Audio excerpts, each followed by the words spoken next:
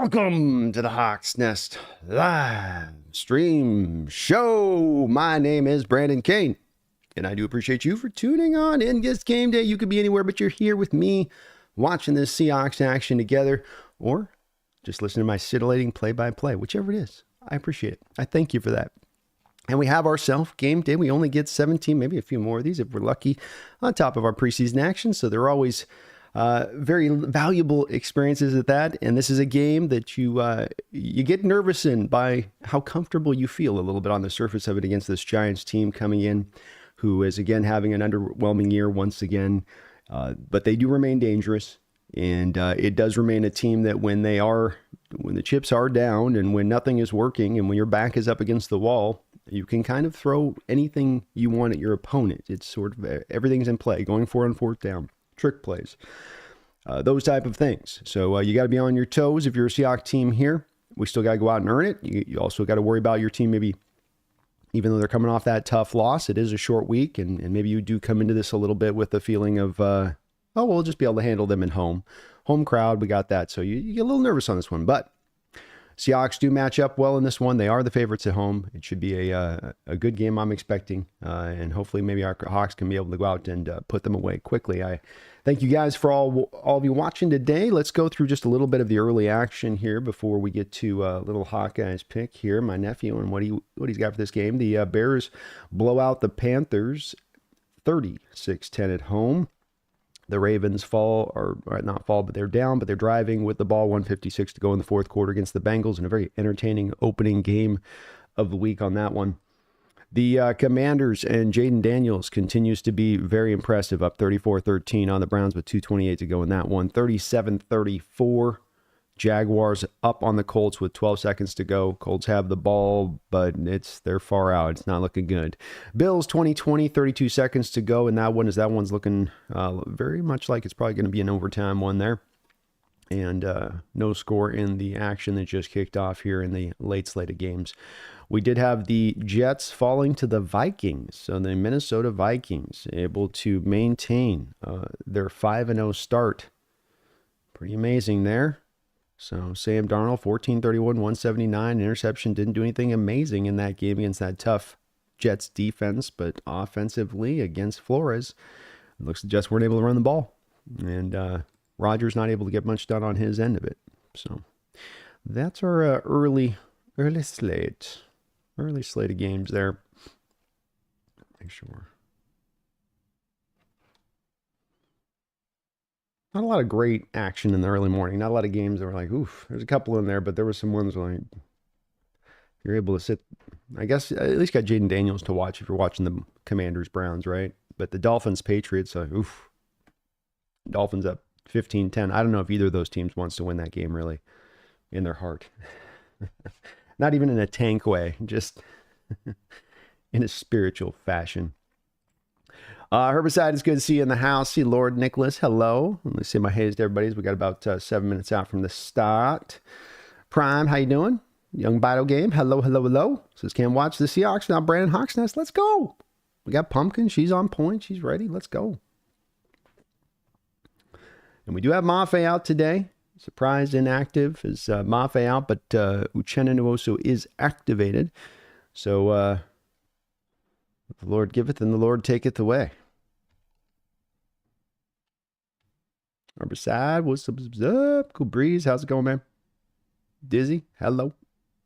Ran the cut, good to see you guys all. Thank you for jumping on in today. George Samuel, good to see you, buddy. My man from Alexandria, Egypt, in the house. Hello. Always good to see you in the back end, man. Prezon.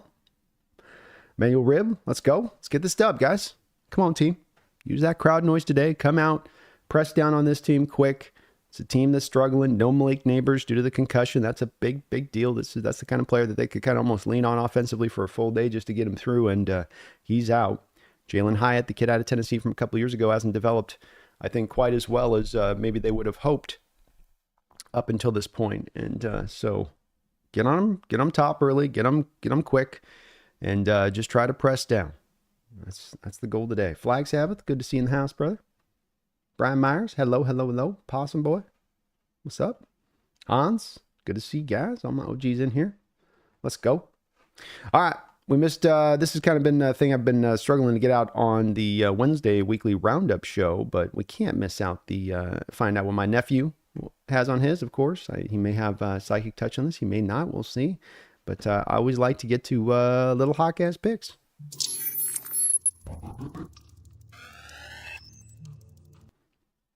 Okay, so I was wrong last week.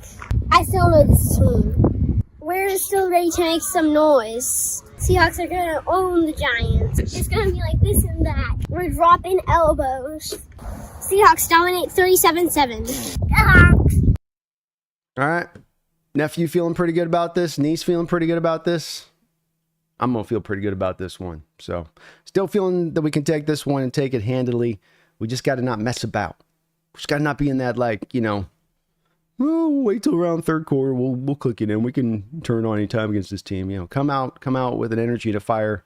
It's a little bit of the upside maybe of that loss there to the Detroit Lions this past week is embarrassing national defeat, especially defensively speaking. You would have to think that that's going to bring the boys out highly, highly motivated.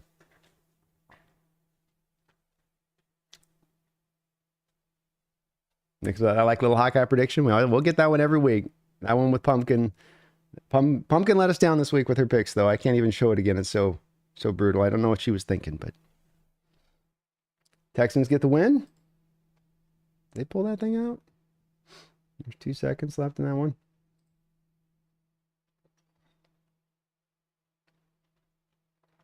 Yeah, Houston field goal's good. Jeez. Bills must have messed that one up. Josh Allen had kind of a brutal opening day. A lot of close action. I'll tell you what, offense is starting to come back to the forefront here. Ravens, Bengals 38-38. It's a lot of points.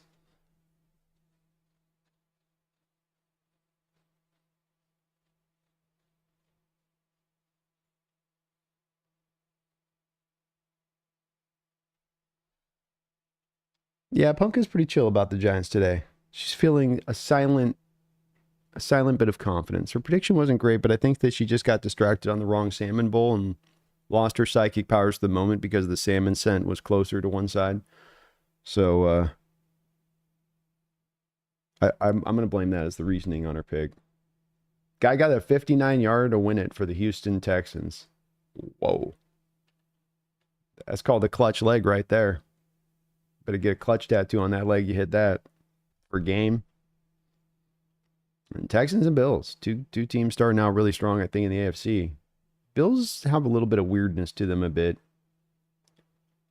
I kind of wonder if it comes back to like not having a real true upper end playmaker out there on that outside right now. Like Keon Coleman's kind of finding himself. Khalil Shakir's like, he's okay.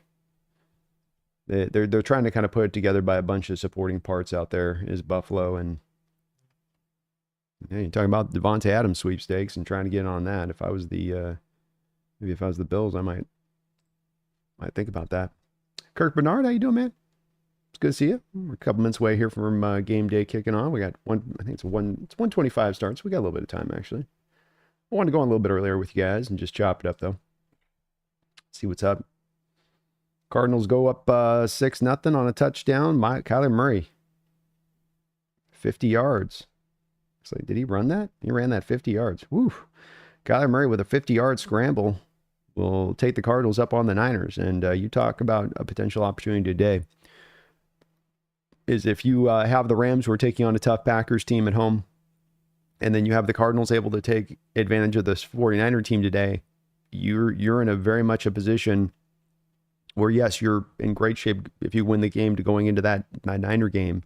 But then say nothing if you can take that Niner game beyond that, what that sets the stage for you for the rest of the season as far as the uphill battle the rest of your division is going to have to climb to then get back kind of up to you. Because that would put the Niners, if they lose today, at a 2-4 start.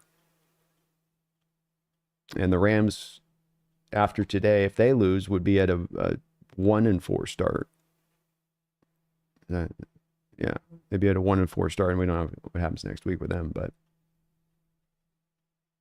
that's an opportunity right there. Yeah, Buffalo's still a playoff team. There's nothing to be like. They went on the road today in Houston and barely lost that game. I don't think you're feeling bad, and they wouldn't surprise me in the least if they were the representative, from the AFC this year in the Super Bowl. Not in the least, but you do look at them a little bit and wonder, I think, do they have quite enough there? I know Josh Allen's enough, and I know that offensive line's good enough. And Cook's pretty nice, but I mean, I don't know. Is Cook like a true difference maker at the position? He's multi-useful. You can throw to him out of the backfield and all that stuff, but there just feels like they're kind of a one playmaker guy away. Warcheese says, Brandon, I'm thinking with Pumpkin, because she's a cat, she's attacking or preying on who's going to lose. By her going to the Giants Bowl, it actually means we're going to win. Go Hawks. I'll go with that this week. I will completely go with that this week. Sealor says, I would love a relatively stress-free game today. I would too, because Thursday is going to be Stress Fest 24. And I'm, you guys know all day we're going to be thinking about it. It's going to be the discussion, oh yeah, they're 4-1, but who have they beat? Who have they beat? And all right, come on, let's put this away let's put this little thing, talking point away for a bit on this one. Let's take them down on Thursday. It's in our home. Come on, throwbacks. Come on, Spirit of the 12s. Come on. We need the 12s that night to be just out of control loud.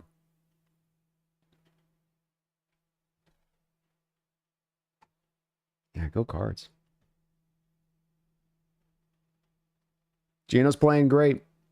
I'm running we're going to be doing a potential show here on Monday, a B&B show, kind of Monday afternoonish, early Monday afternoon, and discuss a little bit about the potential of Gino. Hopefully makes me look good on this today because if he's able to continue in the same kind of stratosphere through the rest of the season on, how the deal can work, how the money can work. And I'll tell you, they've updated some of the recent deals that have been reworked, including the DK Metcalf deal on over the cap and the numbers and the way they all came out on it. I think they had not had Tyler Lockett's deal updated for a while in there. And Seahawks are actually looking better and better now with the 25 situation than even they had looked, I thought, like about a month and a half ago. So you're going to be able to get the deal done if you want. Of course, Gino's going to have to be relatively within the ballpark of wanting to get done, but he's the way he's playing, he's going to make it very hard for the team not to do it unless John just doesn't want to get back into the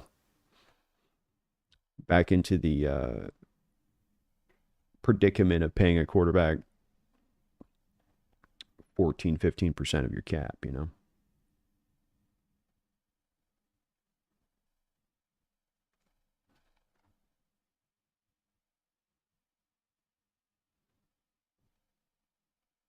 Bowers just do something?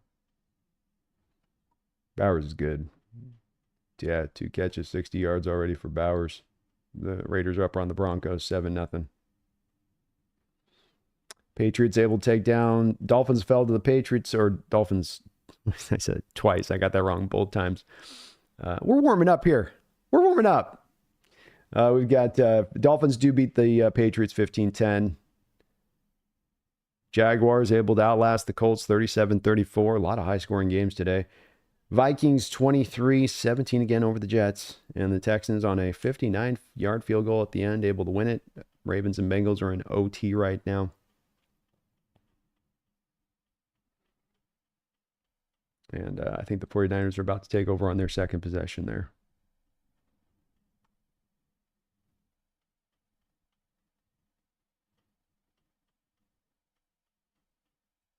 Nicholas says Minnesota is just wow at this point. So shocked about them. I am there. It's not even close, by far the most surprising team in the NFL to me. The record does make that a bit of a no duh, but that they're doing this in the way that they're doing it. I mean, last year Flores manufactured not everything, but so much out of that defense to make it go.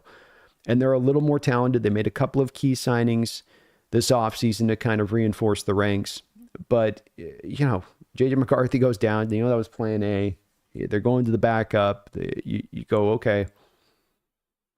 This looks like it might be, a bit of a tough one, but they're finding a way. And this kind of game, I'd imagine by the score and by the looks of the sort of some of the stats you're seeing from it, a gritty game too. Not an easy, clean game. Not an easy we just held the ball bounced in our favor today. You had to find your way through, and they've gone through some quality opponents on this too.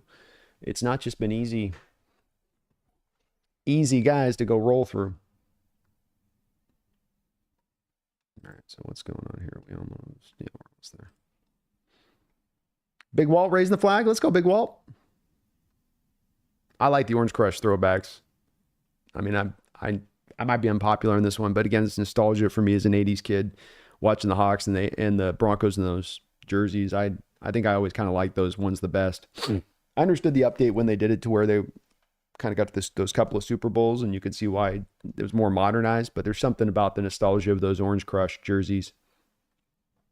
It's just perfect kind of, it's like ours. It's like you captured kind of your region and the colors for somehow or another. I can't explain how, but you did. Yeah. Flying Blind, hello, man. How you doing?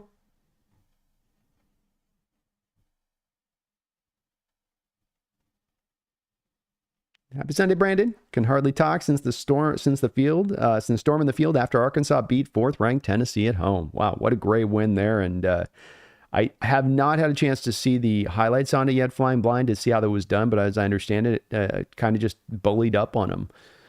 Arkansas just kind of gave them some old school football a little bit on. And with Tennessee, so much of their offense is so kitschy. It's so much of just get the ball out of the quarterback's hand quick kind of stuff.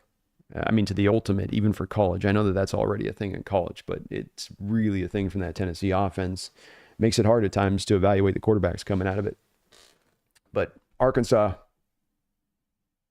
let's go.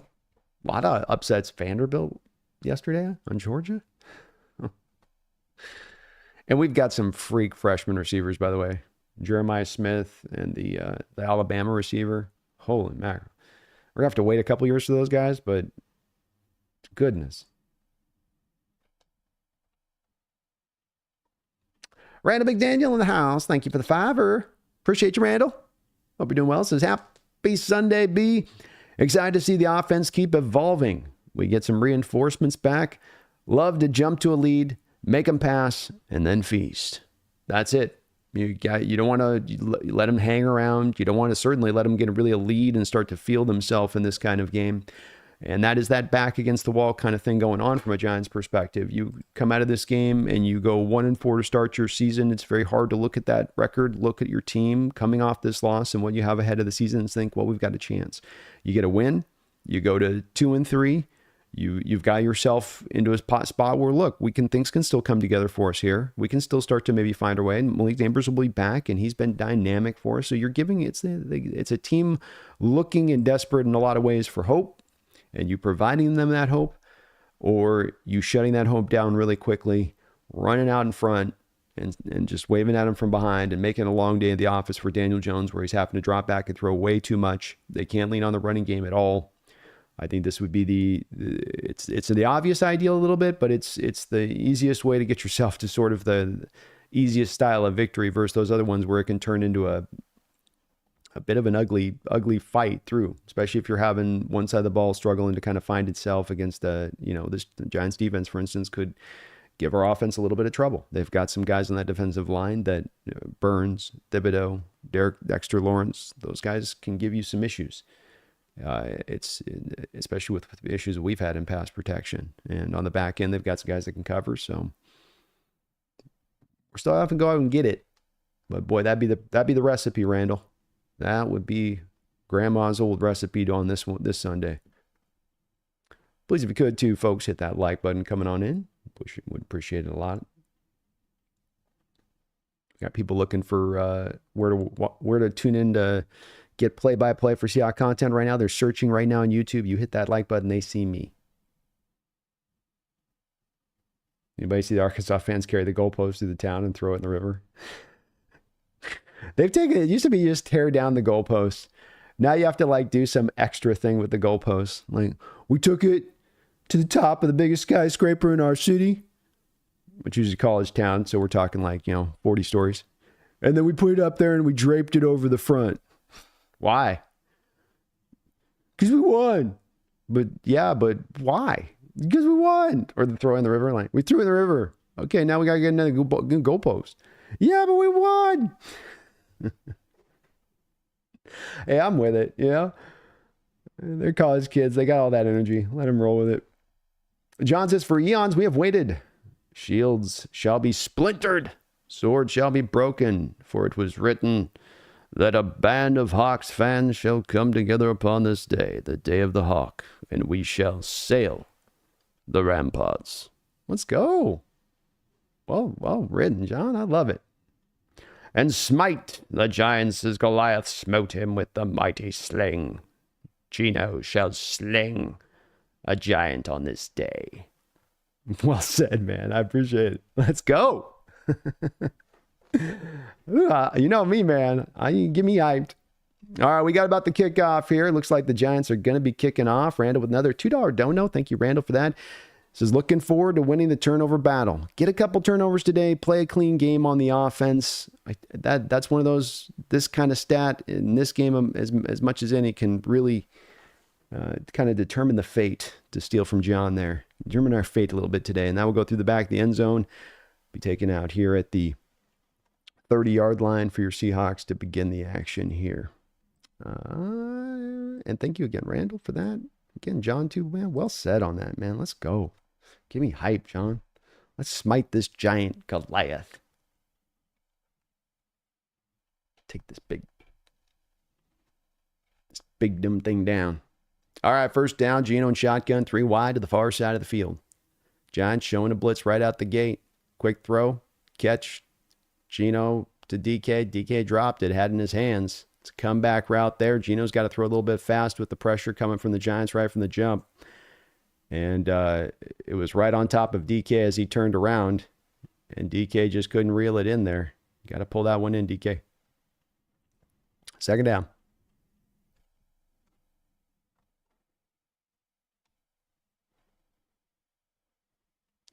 Empty look. Tyler Lockett goes in motion. Quick throw and catch right back to DK Metcalf. Metcalf dragging McFadden there, linebacker, for an extra couple yards, and gets a first down.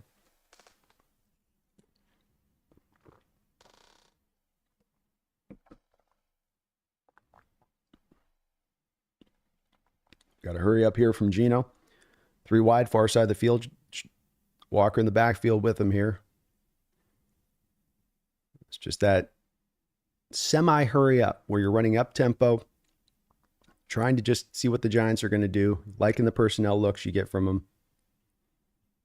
And we got a little false start, which can be the danger sometimes, and having those linemen in the stands for so long trying to make all those changes. False start on the Hawks. Center Connor Williams there. Bit of the price of doing business at times when you're going to run this kind of stuff, because you're asking those linemen to be in their stance for a long time. You're changing stuff. I would still say it's plenty worthwhile.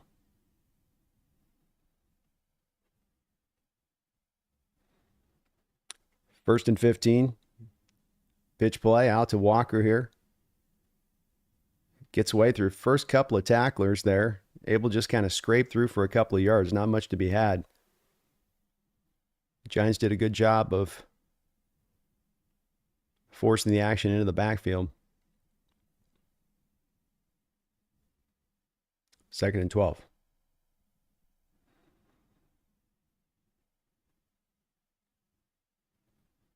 I'd like to challenge this Giants defense to the edges today. I like that, though. That's a good approach, everything from Grubb. See if these guys can run with you, especially Walker. Back in shotgun. 2 receivers on either side for Geno here. Steps back. Throws it.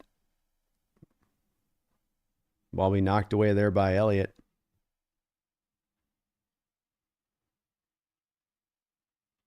Just a nice play by the cornerback. Got his hand in there and broke it through. Giants were squatting down on those shorter routes there on second and long. Something to note for Grubb. Empty look here. 3-by-1. Geno. He's got some time to work a little bit. Finds Charbonnet. Charbonnet gets it up to about the 50-yard line there, but that will be 4th down.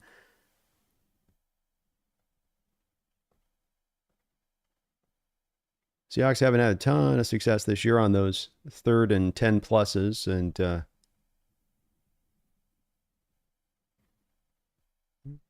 Kind of got what they get there.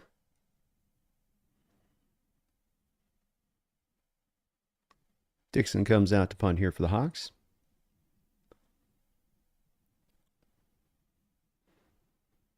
Averaging 49 yards a kick this year. Trying to pin the Giants deep.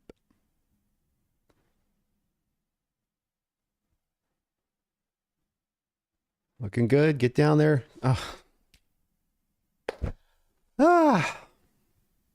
Dixon with a great punt. Kobe Bryant, rather than running down to the goal line, tried to hold up and wait for it to land a little bit there. He was down there to make the play on it. And all right. 20-yard line here for the and Jamie Canal, thank you for subscribing to the channel, Jamie. Appreciate you for that. 12:15 in the first quarter. Daniel Jones out. The Giants, their first offensive possession. They're going to go 3 wide here to start things off. Seahawks showing some press coverage on the outside. Daniel dropping back to throw. He's going to be scrambled out. He's going to fall. The ball's fumble. Daniel Jones did. He started scrambling away and untouched, fell over, I think, just his own feet. No, his lineman tripped him, I think. I got to not give him such a pro. The lineman just kind of got a foot out there in pass pro as he was starting to scramble. And that's Derek Hall there forcing that pressure with the bull rush. You're forcing the tackle to walk back, right? And then just as the quarterback wants to run, that tackle's taking the back foot and pulling it back. 2nd down and 25. Daniel is going to go for a little scramble here. He is up the middle, and he's going to be taken down.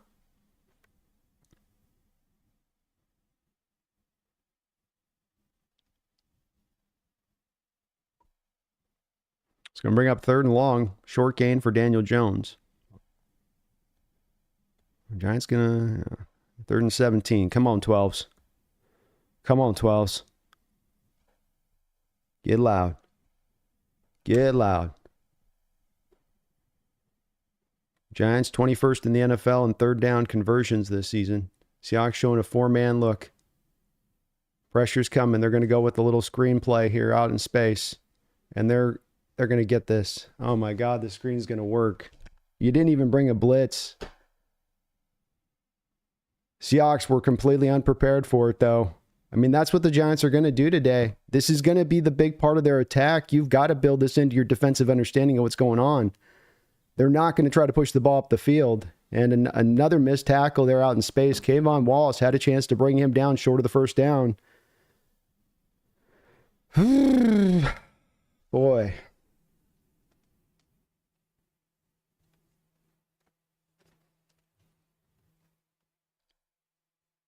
First and 10. Play action pass. Another screenplay out in space. Another screenplay down the football field. 15 and 20 yards. We didn't prepare for the screenplay? We didn't prepare for the screenplay? We didn't think they were going to screen us? I just literally said the prior play, right? Come on, let's not make this easy on the Giants. You're a defensive-minded coach. Last week was enough with the soft zone stuff. That's all they run. Completion over the middle, 1st down. And see, now the wheels start to go defensively. You make it easy on them, man. And this is exactly the start you don't want from a Hawk perspective here.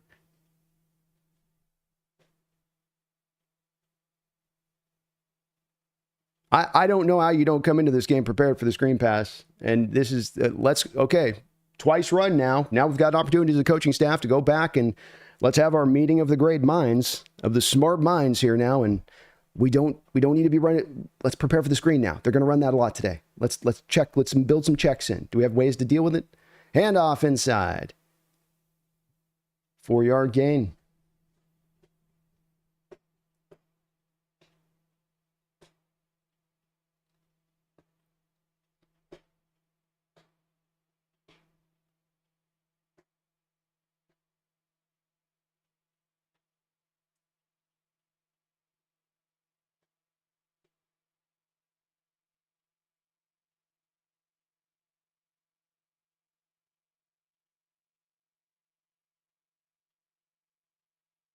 2nd and 7. Seahawks 35-yard line, 8:19 to go.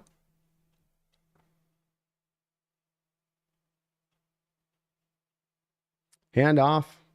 Another 4 or 5-yard gain there for the Giants inside. They're doing the same thing Lions did. Go right at the center of the Seahawks defense here in the run game as they're running on that and finding some holes in space inside there.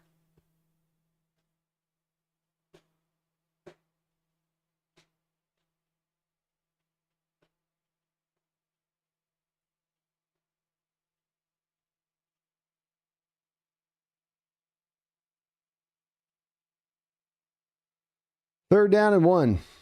Daniel Jones in shotgun. Mirroring 2x2 on either side, far side of the field for the Giants. Daniel's going to run this ball up the middle. Seahawks have him. Trying to push the ball forward is Daniel. He looks like he's going to be right on the first down marker, able to force. The Hawks had him in their hands there, but he was able to push the pile forward there, it looked like, and probably get to a first down. It's very close, though. We have to get the electronic measurement on this one.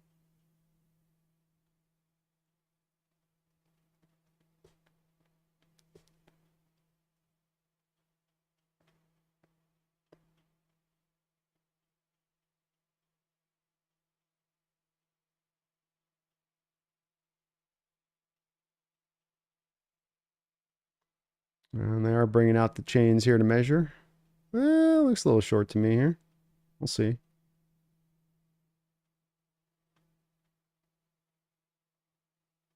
Poof. Yeah, they're giving it to him right on the line. Right on the line.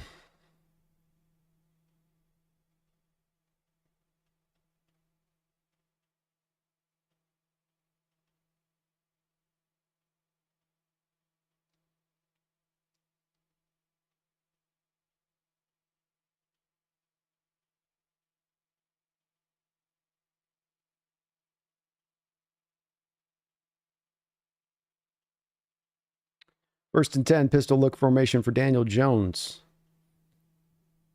Throws it out into the flat. That'll be dropped. 2nd and 10.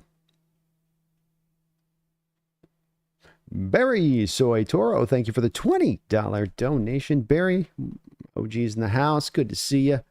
Thank you for that big time donation of $20. Appreciate you for that. He says the Hawks are coming out like my ex-girlfriend. Fat, flat, and lazy.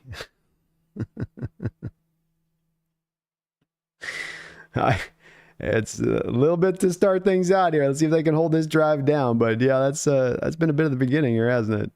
2nd and 10. Hawks showing a blitz. Nice hit out in space by Julian Love after a quick completion out in space as Daniel tries to pair off the blitz there. And this will bring up a 3rd and about 5 to 6.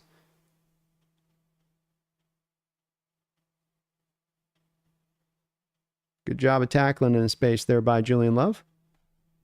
Thank you, Barry.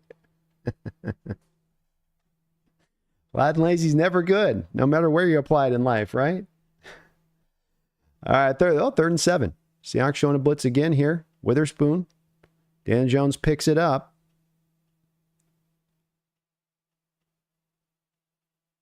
Seahawks drop out of it.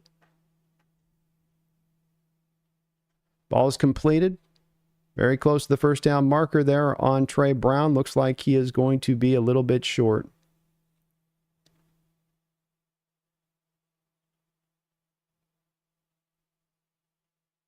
Oh, they give him the first down.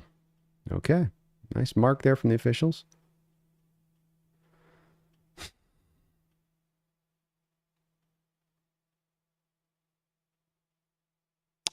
Disappointing opening drive here for the Seahawks defense. Just allowing the Giants to eat the clock, allowing them to get 3rd down conversions, allowing them to just kind of do a little bit of everything that they want to do on this drive. Shotgun look here for Daniel. Dropping back. Slides out. Completes it complete easy. 15-yard gain to the running back down to the 5-yard line. Seahawks are getting no pressure. And right now, McDonald looks like he is, to me, behind these offensive coordinators these past weeks. Like they've got a bit of a beat on him and what he's doing because He doesn't seem to be giving the defense much here to help them out. We're just dropping in those 4-man fronts and drop back into these super marshmallowy soft zones where you're dropping back, it seems like, to 20 yards with everybody. That's not how it is, but it's just how it feels a little bit as you're watching the play. And you just wonder when you're going to do a little bit more to press down on some of these offenses here and not make it so easy for them. 1st and goal from the 5. Handoff. Finally able to bring the ball carrier down. It'll be a gain of about 2 after a lot of fighting and scratching and clawing.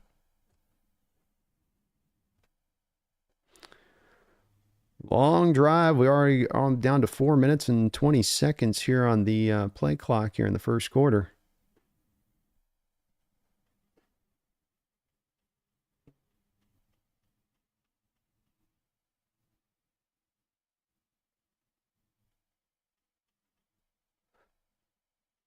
Shotgun look, empty formation here from Daniel Jones.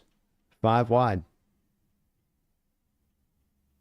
You know there's a run play all the way. 3rd run play for Daniel Jones, and it picks up 4 yards. Seahawks are not making adjustments for what the Giants are doing. Say nothing of being ahead of McDonald right now. They've run one screen, you got hit with another one. This is the 3rd run with Daniel Jones, and the Seahawks have been unprepared for it all 3 times. Not 3rd run over a half, not 3rd run over a quarter. 3rd run of Daniel Jones on a quarterback keeper running up the middle on this drive. And that went for the longest gain on that play of running that play. Nolan says, I'm not seeing a bunch of communication from the defense. Thank you for the 5er. 3rd down and goal here for Jones.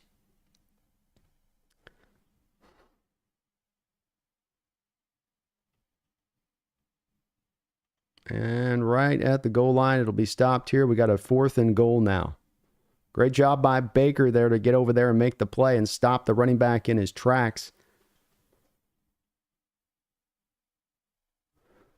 Baker hurried over fast and got the hit in before he could get through.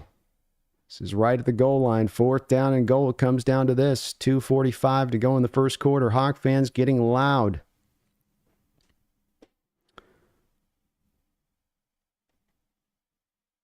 Giants 6 of 10 on 4th down here. It's power formation. The Hawks. The Seahawks have the ball. Seahawks have the ball running down the field right now. Rayshawn Jenkins is going down the field. I don't think it's been wheel dead. Rayshawn Jenkins scores a touchdown. I don't know what's going on. It looked like the ball carrier got lost into a pile of bodies. The cameraman got lost. He started focusing on some girl in the crowd, and then he came back, and then suddenly when he came back, Rayshawn Jenkins had the ball, and he was running down the football field. There's no doubt this is going to be heavily reviewed and looked back at here. Did he get in? Was it a fumble? I don't know what the hell happened on that play, folks. It started out wide. Seahawks had the play strung out wide, stopped. And then the back made a great cut back inside. Looked like he might have a little bit of a crack to bust his way into the end zone. This could go any number of ways on this review. I'm not sure. They're not showing a replay either here. Let's see. Boy, the ball comes out. Don't tell me they're going to commercial. Okay, we're going to commercial. You talk about the worst of times to go to commercial with the ultimate, because this could be either this could go touchdown, this could go. This is any which number of ways. Could go touchdown, could go he stopped at the half yard line. It could be that it's a touchdown return for him. Kind of take your pick on this depending on how it goes. That first angle didn't really show it because it was from the back of the end zone. So you're just seeing this guy fall down and the ball goes ching. Nolan, thank you again for that $5 donation. I agree with you on that. I'm not. I'm feeling a bit of a lackadaisical effort there out the gate with that defense. And maybe you're just trying to feel out this Giants offense to see what they're looking to do on the day to that point of it. But I would like to see a little bit more fire. Maybe that's what we're going to get there from that goal line stand that they just brought there. A little bit more fire there. This has been a little bit of the same kind of energy and feeling we were getting from the Detroit game. And I think your point about the communications apt when we're not seeing necessarily a lot of grade A communication out there, getting everything checked through. Guys are kind of just sitting there locked and looking at what they're looking at. And that's, as they've said over and over again, communication is such a big part of making this defense work. You've got to just continually get things, even last minute, all up to snuff on that type of stuff. Well said on your part. Thank you for the donation. Mumbles, thank you for the $2 donation. It says, can we do more man? I think is what Mumbles was trying to say. They're killing us in zone. I'm pretty good with starting to dial back some of the zone. I understand McDonald's got a lot of how he wants to run that at times, but he's got the personnel to run more man. And to my eyes, so far this season, he's still kind of sliding back into more of these zone principles we've already seen before and haven't worked. And get, just like what we saw happen on that drive, get dinked and dunked and slowly cut apart, you know? So I would be a little more favor of times of mixing this up, and trying some different things there. All right, is this going to be upheld? Let's go. Is this upheld? Is it upheld? Until they kick this field goal, I'm waiting. Hold on.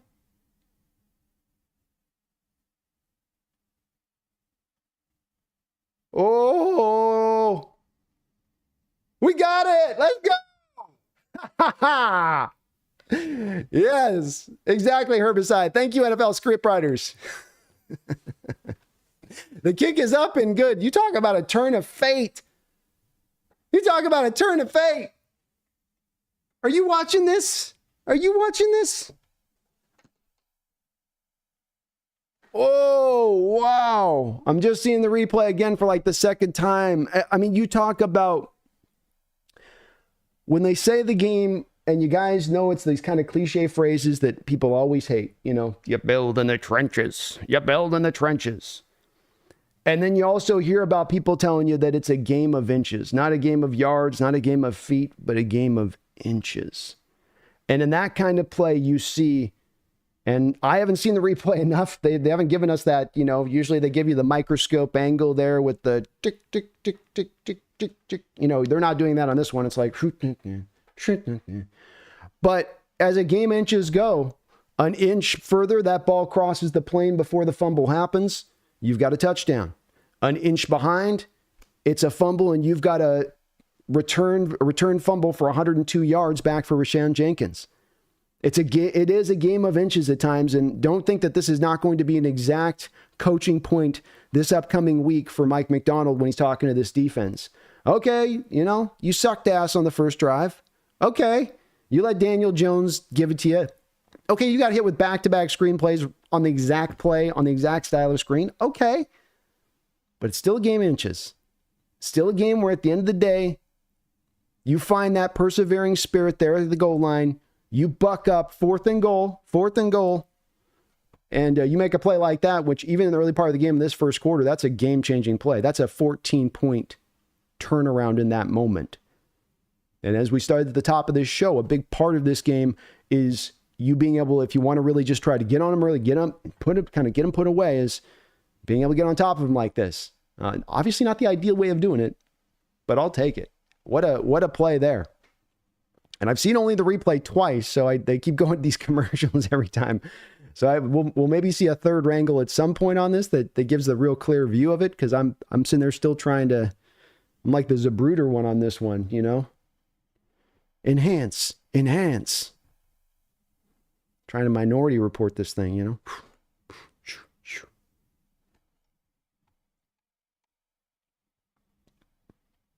Barry, thank you for another $20 donation. Barry, thank you for the back-to-back 20 dono drop. Let's go, Barry. Says, got to get all the photoshopping and video editing done during commercial. Yeah, I guess so, man. They went for both of those two. That was a lot of commercial there back-to-back on just that touchdown to extra point. Like, they leaned on that sucker. Because you'd like to see, they give you usually a couple of angles there where you get a chance to really view it.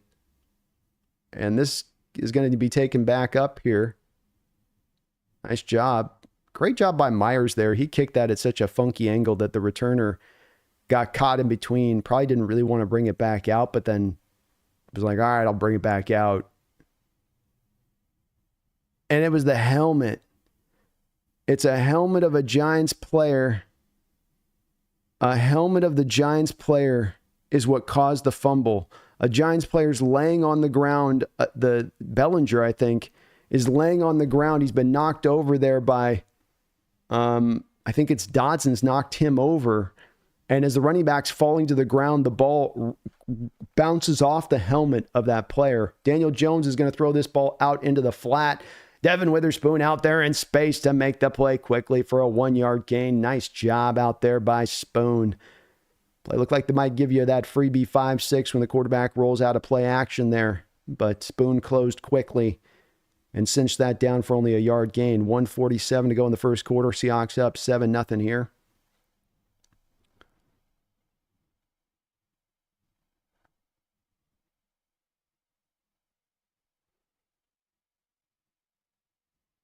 Four-man front here from the Seahawks. Daniel Jones checking some plays here at the line of scrimmage. Handoff inside. No, read option there. Seahawks got him on the edge on this one. Jerome Baker does a nice job there of running Daniel Jones out of bounds and not doing too much extra. You know, those defenders love it when they get a chance, those quarterbacks, to kind of throw him down once they get their hands on him, and he just kind of pulled his hands off once he got him out of bounds. Smart play there by Baker. 3rd down and 8 for the Hawks. Chance to get the Giants right off the field here if they can. Let's see if Mike Mack dials up a little bit of pressure. Giants 3 of 4 on 3rd down so far. Jones. He's got 3 wide. Seahawks got 4 men deep here past the sticks to start things off. And they're able to rally up in space. Nicely done there. Rashawn Jenkins comes up and makes the play, rallying up. Good job on his part. Wearing a cast on that left hand is Rashawn. So no easy task to come up there and make that tackle. Seahawks gave Daniel a lot of sort of, they gave him the cheese there a little bit. Because you didn't have any, you had the 3 wide over there and you had them all dropped and off coverage. The corners and safeties at that point were all dropped off about 9 to 10 yards. They were all behind the sticks at the start of that play. And so Jones is looking at 3rd and 8 and he's got all of the corners and safeties past the sticks. And he's like, well, I'm going to take the first route that undercuts the sticks and then can just go get the first down. They're not going to be able to close up on that. But maybe a little Mike design on that one there of getting them to sort of take that cheese a little bit here. D. Williams with a fair catch at the 22-yard line for your Seahawks where they'll take over, and that will be the end of the first quarter. Seahawks will get their second possession of the game here. But interesting little setup there by McDonald on how he played that. Corners on the outside. We're not up in press. We're not up in just a couple yards off. Everybody's at that point kind of behind the sticks there. I like that call. I do like that call. And Barry, thank you again for that $20 donation. We'll see the camera angle. That was a good camera angle where they showed the helmet. That one made sense because the ball is coming down. At least when they finally came back and showed and super slow moded it, he's coming down with the ball like this, and the helmet's here, and then it hits the helmet. So he's, the plane's right here. The goal line plane's right here. So he's hitting the helmet, then the ball's coming right out past the plane there. We never get the 90-degree angle there from like the pylon where you could, but maybe there's not a good angle to show on that because it is a pile of bodies in there. That's one of those ones where the play call on the field is where it would probably stand. If it was touchdown and ruled a touchdown, it would probably stay a touchdown. If it's ruled the fumble there in the moment, then it's probably going to remain a fumble, and you get a little bit of the benefit on that play call. I do like it though when they let those guys play that through as opposed to the officials calling it dead then, and then the Hawks just take over and they go, well, it wasn't a touchdown, but you guys only get the ball at the half-yard line now because we blew it dead. I let them play it out and then let the review booth make the decision at that point. And if it's an on the line one, which from a official standpoint at that moment, it may be on the line where you're like, I kind of want to call that, I want to kind of blow that dead, but I also kind of want to let that play out, then let them then err to the side of letting them make the decision in the booth on that one and having endless replays and endless angles to replay and take a look at it. Get it right. That's the whole point of that system, and that's what you want to do with it. And so good job on we bash the officials and refs, and rightfully so at times, but good job on that one to let the play out and play through, because those guys, that whistle gets in that mouth and they just, they want to get to blowing. They want to shut that thing down. Mumbles, thank you for the $2 donation. Says, what? We take those? I'll take those, man. I'll take it. I'll take 4 more of those. Well, not all the way to the goal line. Let's get them more where the fumble. Not the long drives down the goal line, 4 more of those. But I'll take the returns for a touchdown. Nothing like a flip in the field like that. 14-point flip there in a moment. John Vendelin, thank you for subscribing to the channel, John. Folks, please do John, a kind man, scholar, a gentleman, for joining up on my channel here. We're trying to get over 20,000 subscribers this year, and we're rolling along. We got 18,000 in the sites. We got a couple thousand left to get on that mark. I'd love to hit that spot, so if you can too today, please sub on up. Maybe hit that like button if you get a chance as well. MJ Seahawks got you on the donation. 1 second here. Gino back under center here. 2 wide, 2 tight end. Hand off to Walker. Some early penetration again in the backfield. McFadden got back there, shot the gap, read the play of the Hawks, and was able to get back there and make the play on Walker. MJ Seahawks, thank you for the $5 donation. He says, that was huge. Huge. That was indeed, man. That was indeed. That was a great... That's as I say, it's hard to have game-changing plays in a first quarter, but that's as much a game-changing play as I think as much as anyone we might look at in this game. Huge is the right way to put it. 2nd down and 11. Gino in shotgun. Laviska Shenault goes in motion here. Throws it out to Jackson Smith. Jackson's able to get maybe 2 or 3 yards, but this is going to bring up another 3rd and long.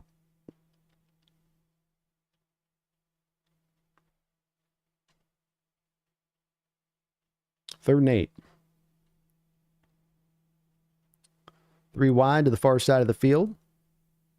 DK Metcalf condensed down in his split here, right at the line of scrimmage. Gino sensing some pressure and adjusting everything around to get it right. Giants are bringing a blitz, it looks like. Gino's ready for it, but he wasn't ready for it from the angle that it came. Giants brought a full house kind of stacked blitz there, and I just don't think... I think the Seahawks thought it was coming from a different direction from where it came. They dropped out the center front. It's a little bit of the type of stuff I think Mike will run a little bit more of here as we see him with time. Is you bring guys over, you overload one side, you drop off the overload, you bring them from another side, and you can attack the protections that way, and that's what they were able to do on that play, the Giants. Michael Dixon here with the punt.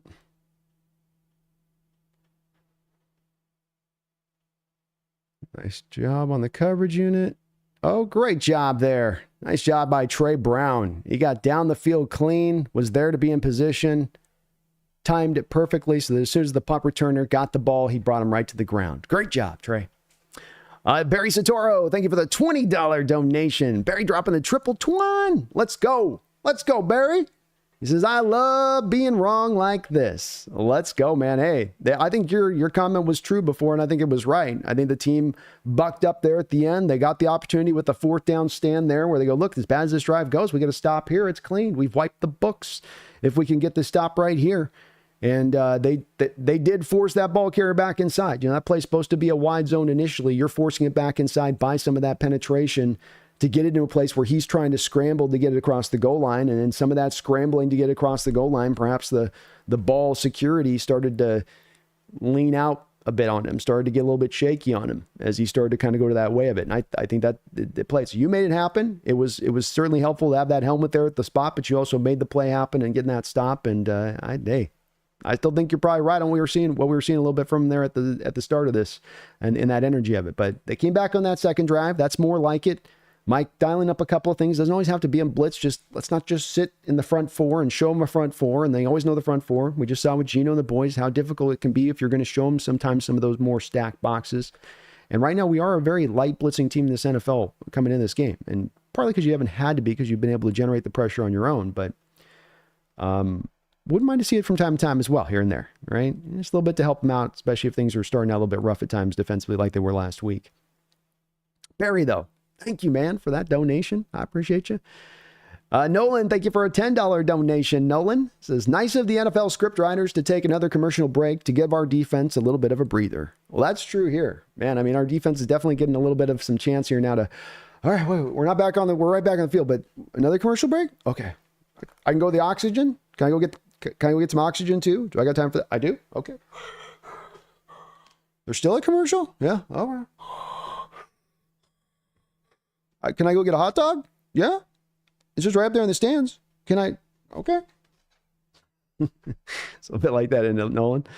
Thank you for the $10 donation, brother, and the double dip dono from you as well. JRD243, thank you for the $5 donation. Still don't like how they cut our defense up. What happened to the defense we saw the first 3 weeks? The Giants can't be that good. Well said, JRD. That's, I think, where you hear a little bit of my frustration in my voice as I'm watching that first drive, because I'm feeling the same way. This should not be going this way. This is not the Lions offense you're dealing with here. It's an undermanned crew here from the Giants, and they're going to get gadgety. They're going to get outside the box in order to generate things like screenplays, like quarterback keeping runs, and that's how they're going to do it. You got to be prepared for that. But they bounce back that second drive. Let's see if they can come back here on a handoff inside on a read option. A run to the back inside. Good job by the defense there. Hankins able to be stout there at the point of attack. No gain. We're a half yard at that, maybe. So I think that's correct, JR. It's disconcerting, and it's why I'm also harping a little bit on McDonald trying to at times. If this defense is going to get it done with just the front four and just you dropping to soft zones, then let's mix some of this up a little bit. Let's be willing to try out other things, because last week they didn't do as much of that to my eyes. They just kind of stayed in what they were, and it wasn't working. We do have a stack front here now coming. Daniel gets the ball off. He does complete it here on Trey Brown, Darius Slayton. It will be a 3rd and about 1 here, though, short of the first down marker. That's where if you're going to bring a blitz like that, you got, Trey and off coverage there. Bring Trey up then and let him be in press. 3-4 look here. Daniel Jones keeps it. Good job by Daniel Jones there to find a way to get himself to a first down there. And the Seahawks look like they had him kind of corralled in the backfield, and he shows you got some quickness there to be able to move around. 5 carries, 16 yards for Daniel Jones here to begin things. Able to just kind of bounce around back inside and find just a little bit of daylight to get inside there. 12:07 to go in the second quarter. Another first down here for the Giants.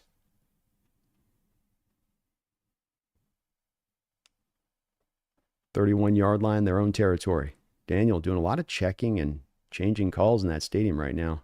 Normally you don't see the opposition able to pull these kind of things off. It's a handoff upside, and there's a lot of room and horrible angles of tackling. Just miserable. Rayshon Jenkins took an absolutely atrocious angle to the running back there, and it turns into almost a 20-25 yard gain there. Just the effort today from the Seahawks defensively has been very, very close for the most part to what we saw from the Lions, where there just seems to be a keynote difference here. Tariq Woolen lost it there. Rayshon Jenkins lost it there. It's again a little bit of that. We're watching plays where multiple defenders are kind of letting the bully eat their lunch. Uchenna Nwosu with a nice play off the edge here on a first down run. Takes down the running back, the hard hit for just a couple yard gain. Just looking for a little bit of some intensity and energy and spirit from this defense. I don't want to use the word lifeless, but there's not really a sense of urgency or anything right now from the D here. It's again a little bit of that feeling of what we got from Detroit a bit. They're kind of on their heels rather than on their toes. 2nd down and 8. Bree wide. Play action pass. Daniel completes it down the football field to the 17-yard line.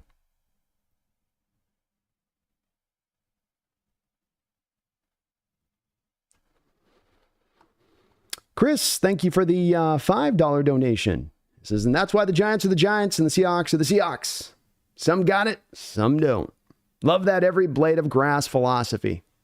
It's a true one, and it's one that fans will roll their eyes at it sometimes, but it is absolutely a reality of football. And that players can have a tendency at times to lean up. Well, he's already close. Well, he's already. That's why the coaches harp in on that, is because human nature is to be like, well, it's, he's got that. Or 1st and 10. Read option keeper to Daniel Jones with his 6th carry that's going to go for 12 yards. Seahawks are getting read option to death, screen to death. And Daniel Jones just running up the middle of their defense. Defensive tackles got pushed out of the way there.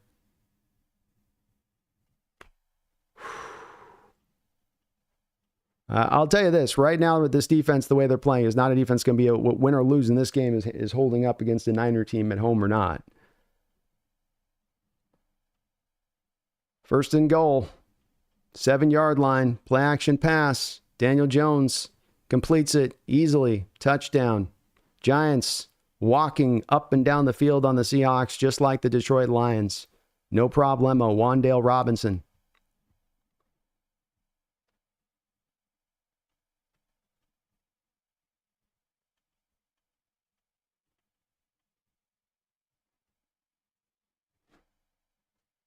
Everything's just a step slow. I don't know how to put it any other way. Just everybody's just a little bit in this, point on. Thank you again, Chris.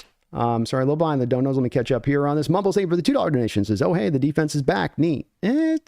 Kind of. I know I'm a little late in acknowledging the dono. Sometimes I get a lot of these donos on these, so it's hard to keep up on them. Kind of. Not. Sort of. Maybe. Mason, the pro plays. Thank you for subscribing and heeding my call. I appreciate you for that. Drew, thank you for the $5 donation. I know it's still early, but we need to get it together here or Thursday night is going to be a nightmare. Well, there's Drew. Read my thoughts on just what I'm thinking with this is that, this comes a point in time when we're looking at this team as we go through this year as a team that potentially can or cannot contend. And we loved how the defense played for the first 3 weeks, but we have to acknowledge for the first 3 weeks that you were not playing NFL offenses really. And this Giants team's not even really a kind of legit NFL offense in how they're structured right now. And they're easily taking it to you here. They're having very little problem going after your defense. And it would be one thing, I think, if you're getting out chest matched here, there may be some of that, but where is the intensity with this team right now? Why does everything feel just kind of, there feels almost a bit of I don't like to put this out there, there's a laissez-faire attitude a little bit on the defense. So everybody's kind of just like, oh, okay. All right, we'll go over here. Oh, just missed him.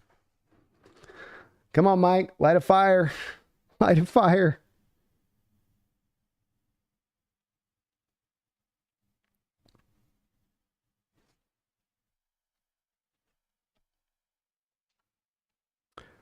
Tommy Yee, thank you for subscribing to the channel. Appreciate you for that, Tommy.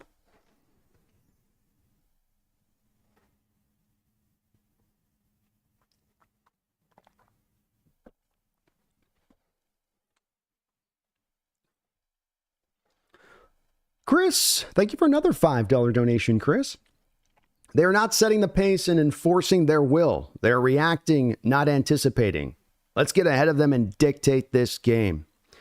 Excellently put. You guys are right on it. I can't add a lot to that other than I see the exact same thing. You're not playing with a sense of intensity here. The soft 4-man fronts, the constant zone coverage.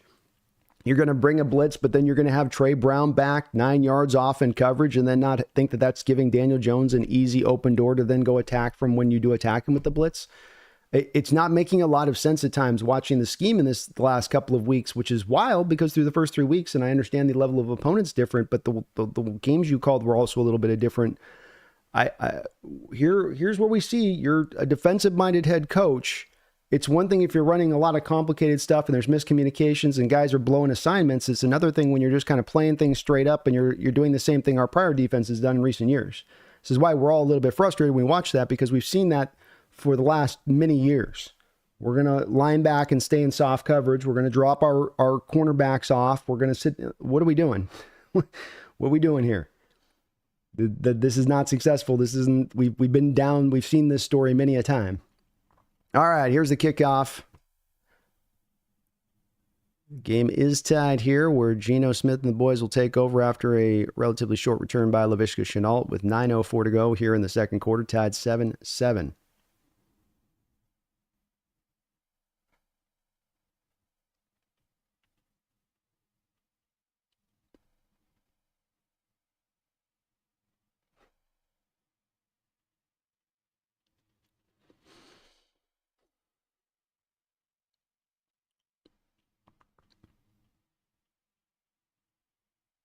Gino under center here. 2 tight end look, play action pass, dropping back to throw. Gets it underneath to Charbonnet. Charbonnet pulled down after about a gain of 5 or 6.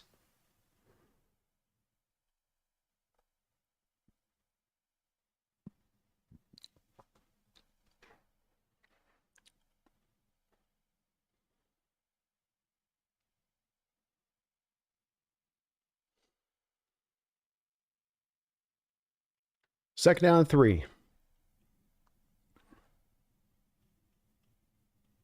3 wide. Gino in shotgun. The throw is over to Tyler Lockett. It's in Tyler's hands. It's out of Tyler's hands. Second drop for the Seahawks in this very short ball game already from the wide receivers. I am not liking the energy I'm seeing from this team in overall terms here. If you're talking about looking for the signs of a team that doesn't look like they're quite ready to go here for this game, we're seeing some heavy signs of this out the gate. Plenty of time to correct and fix this. I'm not saying it's anything ultimately. I'm just giving you guys my observations here, and things are a little out of whack here. Nice job on the completed pass over to Kenneth Walker here on third down and short, out into the flat. Kenneth is able to wheel his way around into the out-of-bounds marker there to get a first down.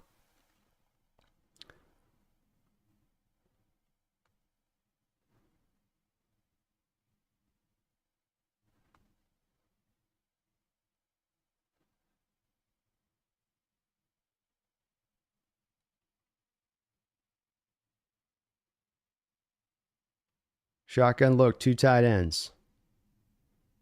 Play action again. Gino finding A.J. Barner. Barner, nice catch out in space. He'll go down for a gain of about 14 yards. Play action, drawing that Giants defense in there sufficiently to open things up for the tight end on the backside.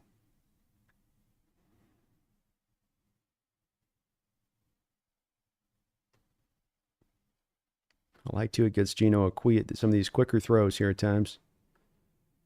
For Grubb, trying to get him, I think, settled into a little bit of a rhythm here.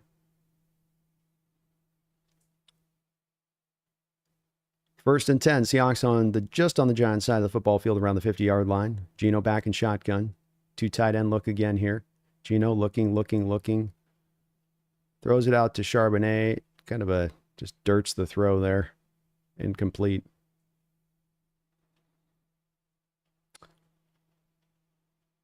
Gino's going to run a little bit of hurry up here, though. Or I guess up-tempo is the better way to put it. Quick snap by Gino. He's looking. He's got this to Bobo. Bobo's hammered after he catches the ball by the linebacker. Very short gain there. Boy, that hurt my back. Oh, we got whiplashed on that one.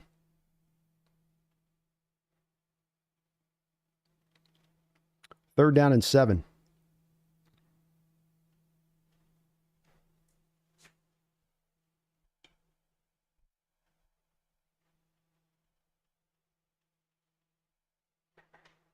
Giants bringing the blitz. Seahawks seems to be anticipating it. They've got the pass protection with 2 backs aside of either Geno Smith there to help out. Geno dropping back to throw. Geno under pressure. Geno brought down for a sack. Dexter Lawrence getting back there. He is a difficulty and able to bring Geno down. Work down. Seahawks seemed to anticipate the blitz was coming, but they had the extra pass pro in there for max protect. But you're trying to get away with Connor Williams trying to handle Dexter Lawrence one-on-one. I don't think I like that matchup there. I know the blitz is kind of forcing it a little bit, but Dixon out the punt.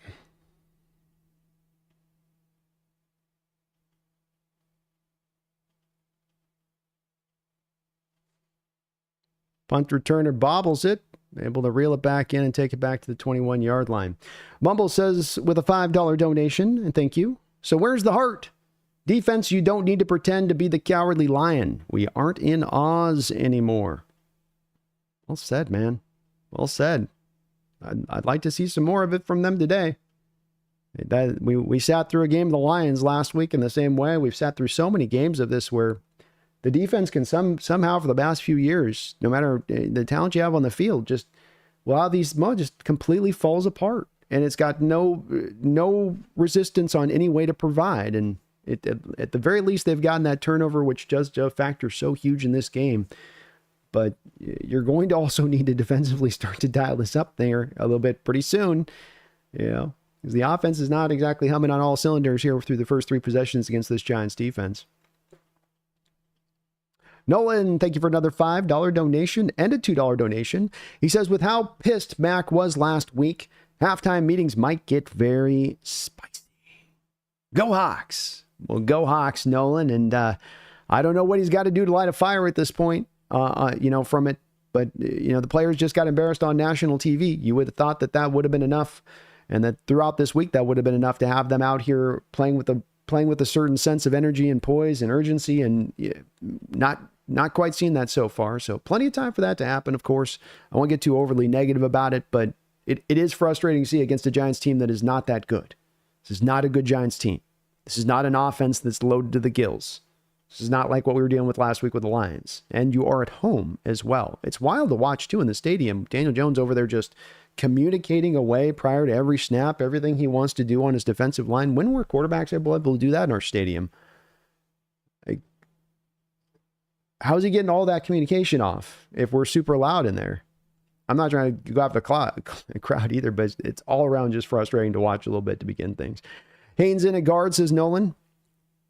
Well, I know they've been factoring him in more, and I think that's going to make a lot of 12s happy. There's been a lot of calls to want to see Haynes put in there, so that'll make some people pleased. People very pleased to see. Appreciate you guys, all the donos. Thank you so much. Drew B says, I know it's too early. I know it's still early, but we need. Oh, sorry.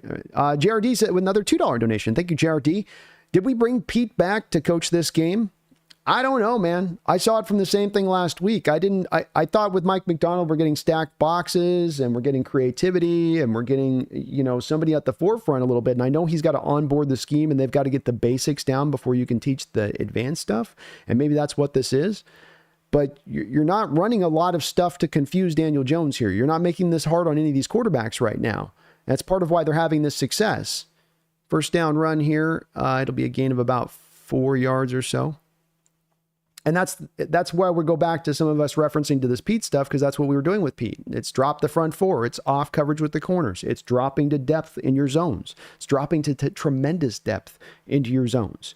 It's the combination of all of those things that then they get the fans going, what are we trying to do? Are we worried about Daniel Jones's deep ball today? Are we worried about Daniel Jones taking the top off the defense today? And we have a man on the oh no. Tariq Woolen is on the ground and rolling around after that last play.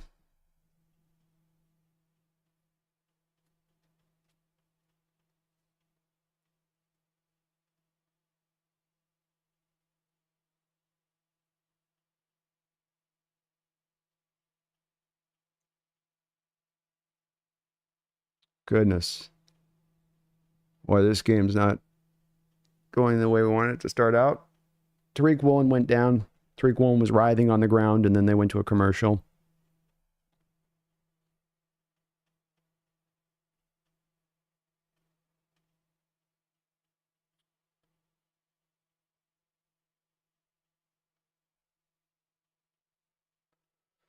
Man, we can't keep anybody healthy on defense, can we? Our defense is just, man.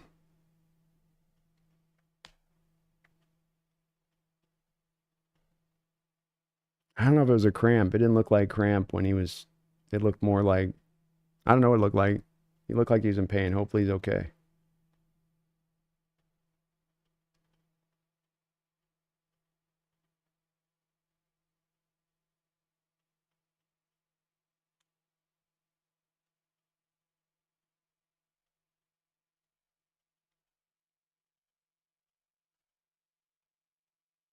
D. Marie, thank you for subscribing, D. Appreciate you for that. Welcome aboard the Hawks Nest. Please do sub and hit that like button if you haven't already, folks. I would really appreciate it. Tough start, but the game is tied. 7-7, 5-18. Everything's still within our hand in this game. But I definitely can sense and understand. I'm feeling myself a little bit of the discouragement while we're watching a little bit here because it's hard to make sense of it.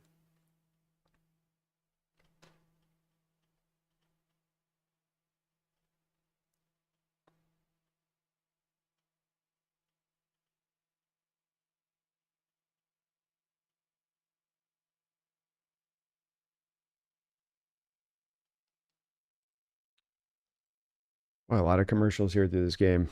I mean, it was just, I feel like I've watched more commercial than football game here through the first hour. Nehemiah Pritchett will come out and take over for Tariq Woolen, who is in the blue tent right now. Daniel Jones, 11 of 12 for 115 yards to start this game. So almost a perfect Daniel Jones to begin this football game.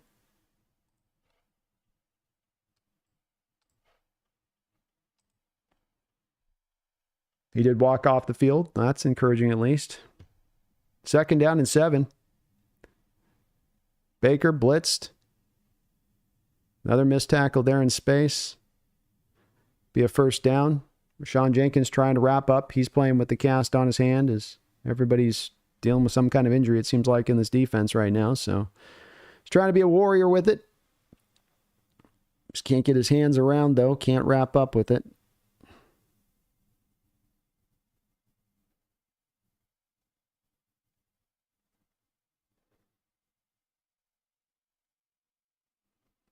First and 10. Daniel Jones in shotgun. 3 wide. Throws it into the dirt there with the blitz. Seahawks starting to dial up a little bit of pressure here, which is good to see again from Dotson.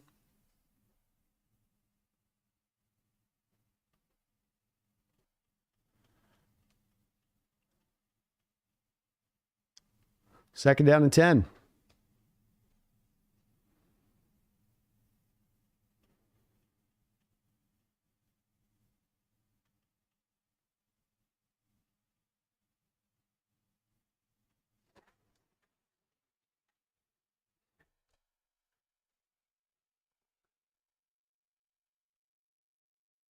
Jones throws it out into the flat quickly here. Caught. 2 missed tackles. Finally brings him down after 5 yards. Seahawks need about 6 guys every play to tackle a single guy.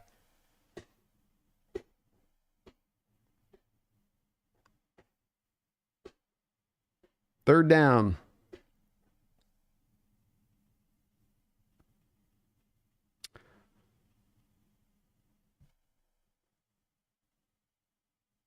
Twelfth man on their feet.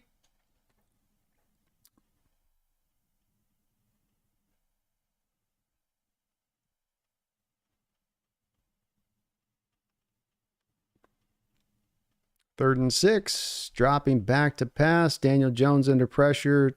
Finally, they get him down. Derek Hall. We do have a flag on the play, though.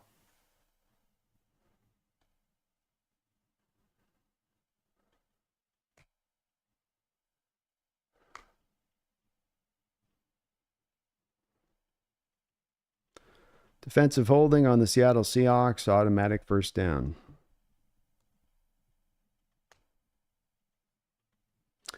Joshua Carlisle, thank you for the $5 donation. He says, it turns out Byron Murphy was the Cheeto in the door lock, keeping our defense from completely collapsing. Very well could have been the case, I suppose, here. Very well could have been the case there.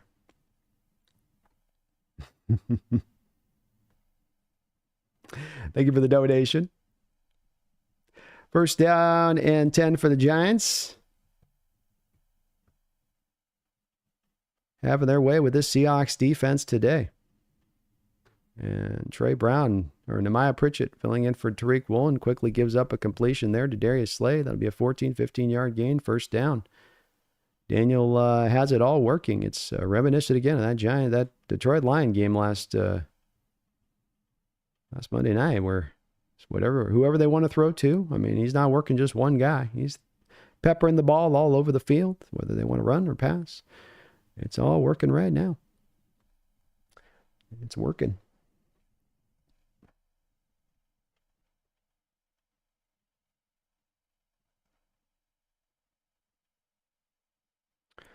Daniel Jones going to do a flea flicker here. I said trick plays are coming. Part of it. Checks it down here instead of going deep. Nice still completion for the Giants. This will be a gain of 5 or 6 yards. Those teams like that in this place will do this kind of move, and that clock winds down as the Giants have pretty much owned this clock throughout this whole first half. It's gone as ideal as you could ask for them. They have 19 minutes of time of possession to the Seattle Seahawks, 7 minutes and 45 seconds. Ooh-wee. That'll take us down to the 2-minute warning. Man, I've watched so many of these games over the past couple of years, and it is so hard to watch just a defense on a yearly basis that has no, you take those first 3 games out and just has no answers, no ability to do anything does even somewhat look like they're even close to coming to a stop. It's a leaky dam with the whole bottom half of the dam gone.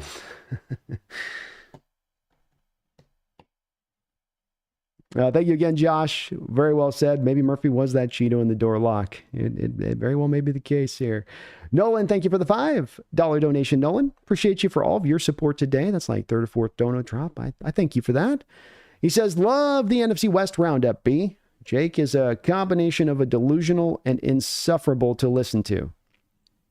It's definitely a commonality I'll sometimes hear when in regards on that with Jake, and you know, he's strong-minded in his outlook of it. That's for sure, you know. And what the good part of that is I think it'll make for both now and in the future some really good debate, you know, and give us, you know, give it good stuff to go back and forth on in some of these discussions.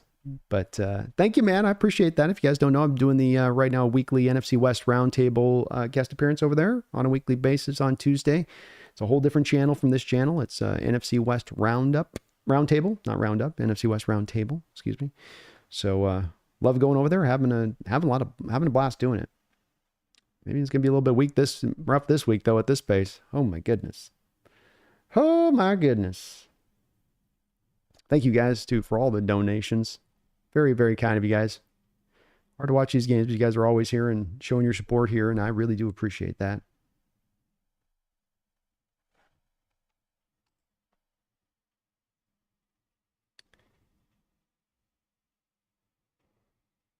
Ooh.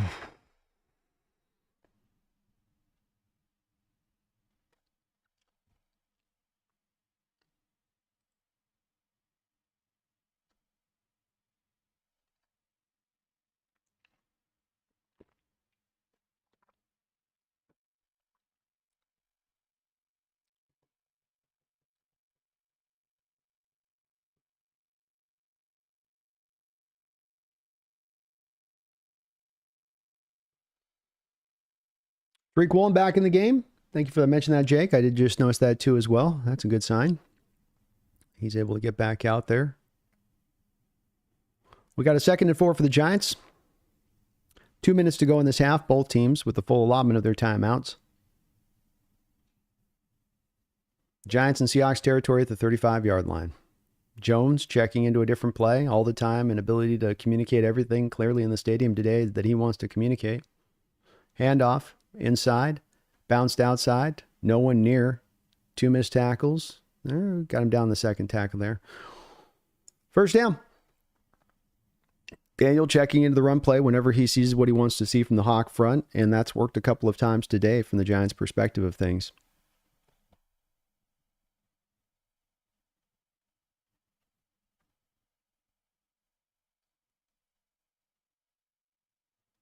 At what point, if you're Mike McDonald here, do you start to maybe just take this to the offense a bit, understanding what my game plan's trying to do ain't working, and they're living with this clock right now. My offense can't get back on the field because I'm letting these slow bleed drives go down.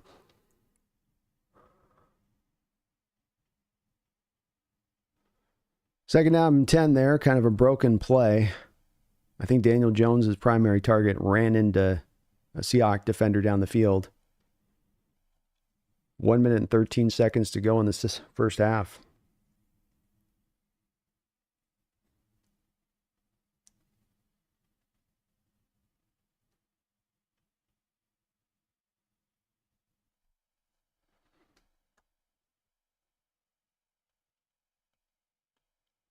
Nine play, 50-yard drive, consuming almost 4.5 minutes off the clock.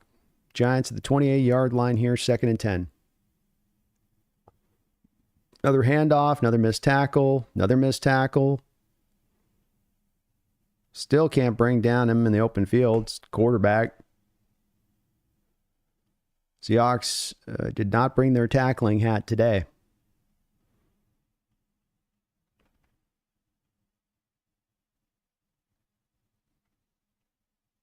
I don't know if Rayshawn Jenkins should be playing at this point.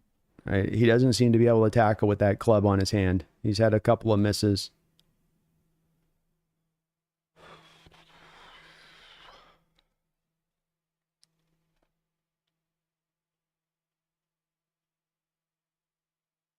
Third down and 2. Quick throw. Good throw by Daniel Jones into Wan'Dale Robinson, but it will be incomplete. This will bring up 4th down. I'd imagine the Giants are going to take the field goal here. They've bled all of the first half clock here, though, so even if your team does get the ball back here at this point, not a lot of time to work with. And a good throw there, Jones, who's played a really good half of football. He put that ball right in the right spot for Wan'Dale Robinson to complete that throw, and Robinson just kind of dropped it, which Wan'Dale has a tendency to do once or twice a game for them, it seems like. 4th and 2, here's the field goal attempt by the Giants kicker. He'll knock this right on through. So the Giants will take the lead here. They do get the ball at the half, so kind of have stolen a possession here from the Seahawks unless Gino and company can make some kind of miracles happen here at the end of things. Drew B., thank you for the $5 donation, Drew. I want to be patient with the new staff and scheme, but this is so reminiscent of the past 6 years. That makes it tough. I'm in this very same boat. I'm going to sit here and try to be patient here with this a little bit, but the whole point of moving off of Carroll, the whole point of not going with the Dan Quinn, the whole point of not staying with Carroll was that you're trying to do something new and different.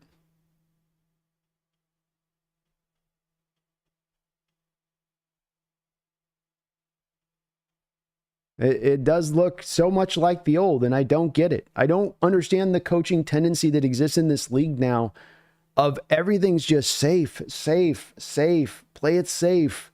Just play it safe. No Malik Neighbors. Nobody that's going to take the top off this defense. Lock down corners on the outside. Run some stacked effing boxes. Take it to this offense. Stop sitting on your heels and do something. Instead, we watch him walk out the 4-man fronts over and over again. And they're these wide-ass 4-man fronts. Wide-ass 4-man fronts that can get attacked all day in the A and the B gap just on sight basis alone. You can look at them and go, look, the A and the B gap's got wide holes right in the middle of it. Just go right after it. And these coaches just play, defensive coaches, time after time, call after call after call, utterly will refuse to do anything about that. They just go, oh, the guys on that one. Oh, the guys on that one. You slowly bleed to death. You lose a whole half of football. Yeah, the offense hasn't done anything either, but you haven't given the offense much chance to get any rhythm.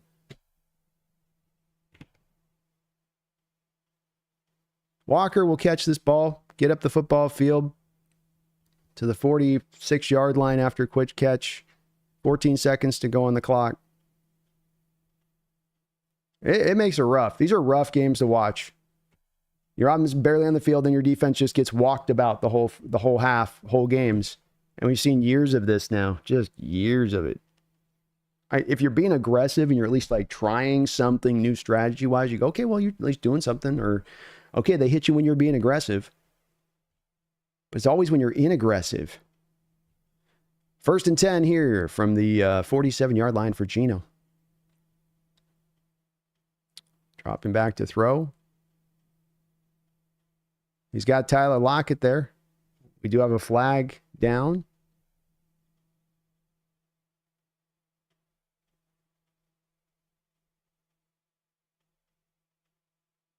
This is on the Hawks. This is not good. If it's not on the Hawks, then we're in good shape. Well, it's on the defense, so we're in good shape here. Great job by Gino there to step up into the pocket and get that throw down the field there to Tyler. He had to deal with a little bit of a bobble, throw a little bit of a high snap there initially. And you're going to give Jason Myers a chance here with this kick.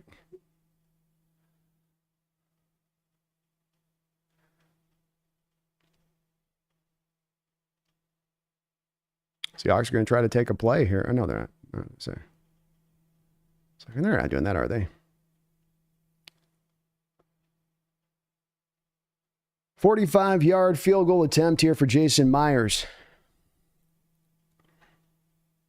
6 of 8 on the year. 56-yard is the longest made attempt of the season.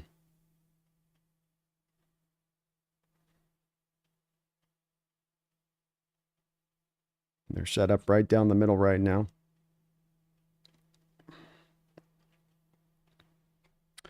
Snap is down. Kick is up. Kick is through. All right. Myers able to tie this up.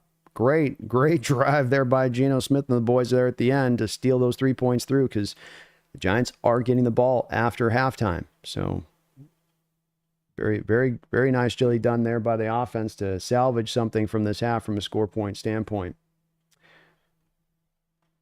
Jonathan Salazar, thank you for the $5 donation, Jonathan. How is this any different than Pete's defenses? Soft zone, can't stop the run, missed tackles, and I know we're 3-1, but man, do we seem like pretenders. I'm glad to hear people are, I thank you for the donation, Jonathan, and I think that it's good to see that I'm not just being myself, emotional in my outlook and what I'm seeing here on the field from this team, and what we've seen not only from this game, but what we saw from the Lions game. And that you guys are echoing what I'm feeling as well. I'm seeing the same stuff. And I don't get it. I mean, and it's get very specific on this. Let's get very specific on this. You have 4 years here. We're going to trust a front four that's not going to get home. We're going to drop back into zone coverage, and not just zone coverage, but a soft zone coverage, right? So we saw a play earlier in this game on a 3rd down against the Seahawks, or it was a 2nd down, I think, for the Seahawks, where the corner for the Giants drove up on a short route to jump in front of the receiver and knock the ball out in front of the receiver. So the receiver never had a chance to make a play on the ball, knocks the ball away, jumping the route. He's on a tight, shorter zone there. And Daniel Jones and company are going to come out. They're just going to down this, or they're going to try to do something here with 2 seconds. Hold on, they're acting like they're going to do something. No. All right. Just down it. And so you see a team that's got defensively a willingness to push up on the routes. You saw a defense that was willing from the very first play of this game to blitz you and catch you off guard in that blitz. And so you're not running your blitz. You're going to run the front four. You're going to drop into these zone coverages that are deep zone coverages. And yes, it's all like what you had with back in the Carroll days. And what happens at times with this is when you drop back the zone coverages and you're going to keep everything in front of you, is that you allow the easy completion, and then you don't have a man up there tight on the easy completion. Instead, the guy's got to come flying up from 7 yards back to try to get up on that ball carrier. And modern ball carriers are good enough that if you give them that amount of time and they can see that guy coming, they're going to shake him. And now you get a lot of missed tackles. This is why zone defense is so bad. It's like the whole thing they say when prevent defense doesn't prevent anything. We've seen the soft zone defense over the last 8 years does not stop scoring, does not stop offenses. You slow them down. But 3rd down conversion percentages and all that are going to be great. You're going to get a lot of 3rd and makeables. It's not going to work doing that route of things. You've got to stop going down this road. And what people are saying here in my donations, and I'm sure we're seeing in the chat too, is that this is why you're brought in, McDonald, is not to fix things, but to try at least a different way. If you're trying a different way and then that's not working, okay, we got it. You at least to try a different methodology, or you're a little bit more of a blitz heavy approach needs to be brought in. And that's going to cause some, problems that you're going to have to kind of work through. And there's going to be some miscommunications and this and that. But when you're doing this very same thing that we have seen here for years, it boggles the mind, because we have seen this not work. And this was the whole point of moving off of Coach Carroll. Wasn't that Coach Carroll was an all bad coach. It was that where he was specifically bad needed to be fixed up. And so this is where it gets head scratching to me, and I don't understand it, is that you're failing on the backbone of the same strategy that you have been applying, not just last year, not just the year before, but for many years prior, to where you were a league worst defense, and it did not work. It doesn't create pressure. It doesn't cause turnovers. It doesn't get quick 3 and outs. And it's run so diametrically different, a little bit, in my opinion, to what we ran through the first 3 weeks, where you were facing quarterbacks at times in Brissett and Nix that you knew were going to throw short. And that's why in those games you had guys up rallying quickly to the ball to make those tackles, because they were running shorter zones. They weren't dropping back into depth. You didn't have corners 9 yards off in coverage dropping and bailing, dropping back into a cover 3 look. You had guys up tight. And for some reason, the past 2 weeks, they've taken a huge left turn on this one that just doesn't make a lot of sense, and why they're going this approach with it. But well said, Jonathan. Thank you for the donation. Holy Stand Grenade, thank you for the $2 donation. It says, well, this was a learning year after all. Definitely not going to draw any ultimate conclusions from seeing this. It's frustrating to see, and this is a year of learning and figuring out, and we hoped, this could be a year of I think, contention. I do think it's a little bit like Salzer says, where it does feel like a little bit of more pretender status right now as you look at it. But it is what it is on that side of it, Hand Grenade, that's for sure, man. Thank you for the $2 dono. Joshua Carlisle, thank you for the $5 donation. Says, Diddy allegedly had 1,000 pounds of baby oil. I'm betting 500 pounds of that was used to cover the Seahawks secondary. Maybe so. Or maybe they're dumping our opponents in that every week prior to the game, Jonathan, or Joshua. So then we just slide. That's why we're sliding off of them all the time on all these tackles. I don't know. There's got to be some explanation for it. Man, they talk about how much they work on the tackling, but you're just like, boy. And some of it, I can't help but think at times where you just come back to a little bit of the effort stuff. I mean, especially that run last week with Montgomery after, Witherspoon comes up and lays his life on the line to try to make the tackle. And everybody else after him's just kind of looking like they're lollygagging a little bit, like they're waiting for the other guy to go make the play.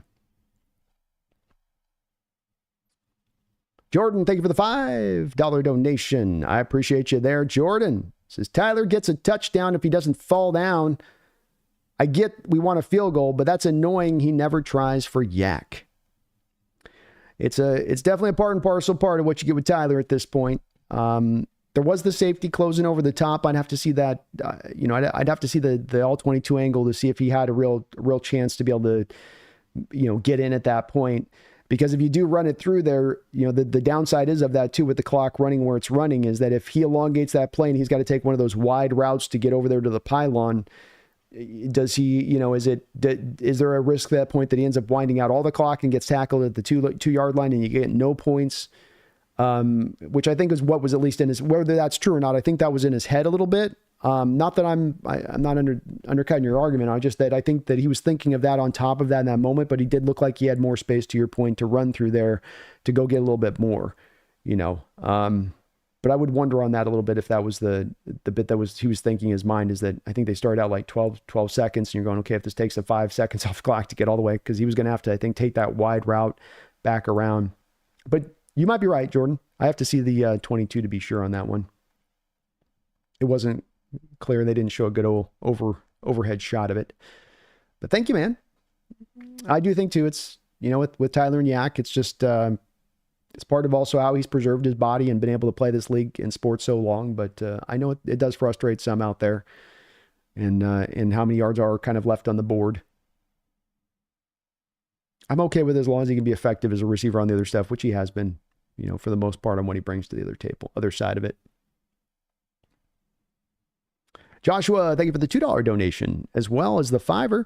At least explosive plays don't give up clock.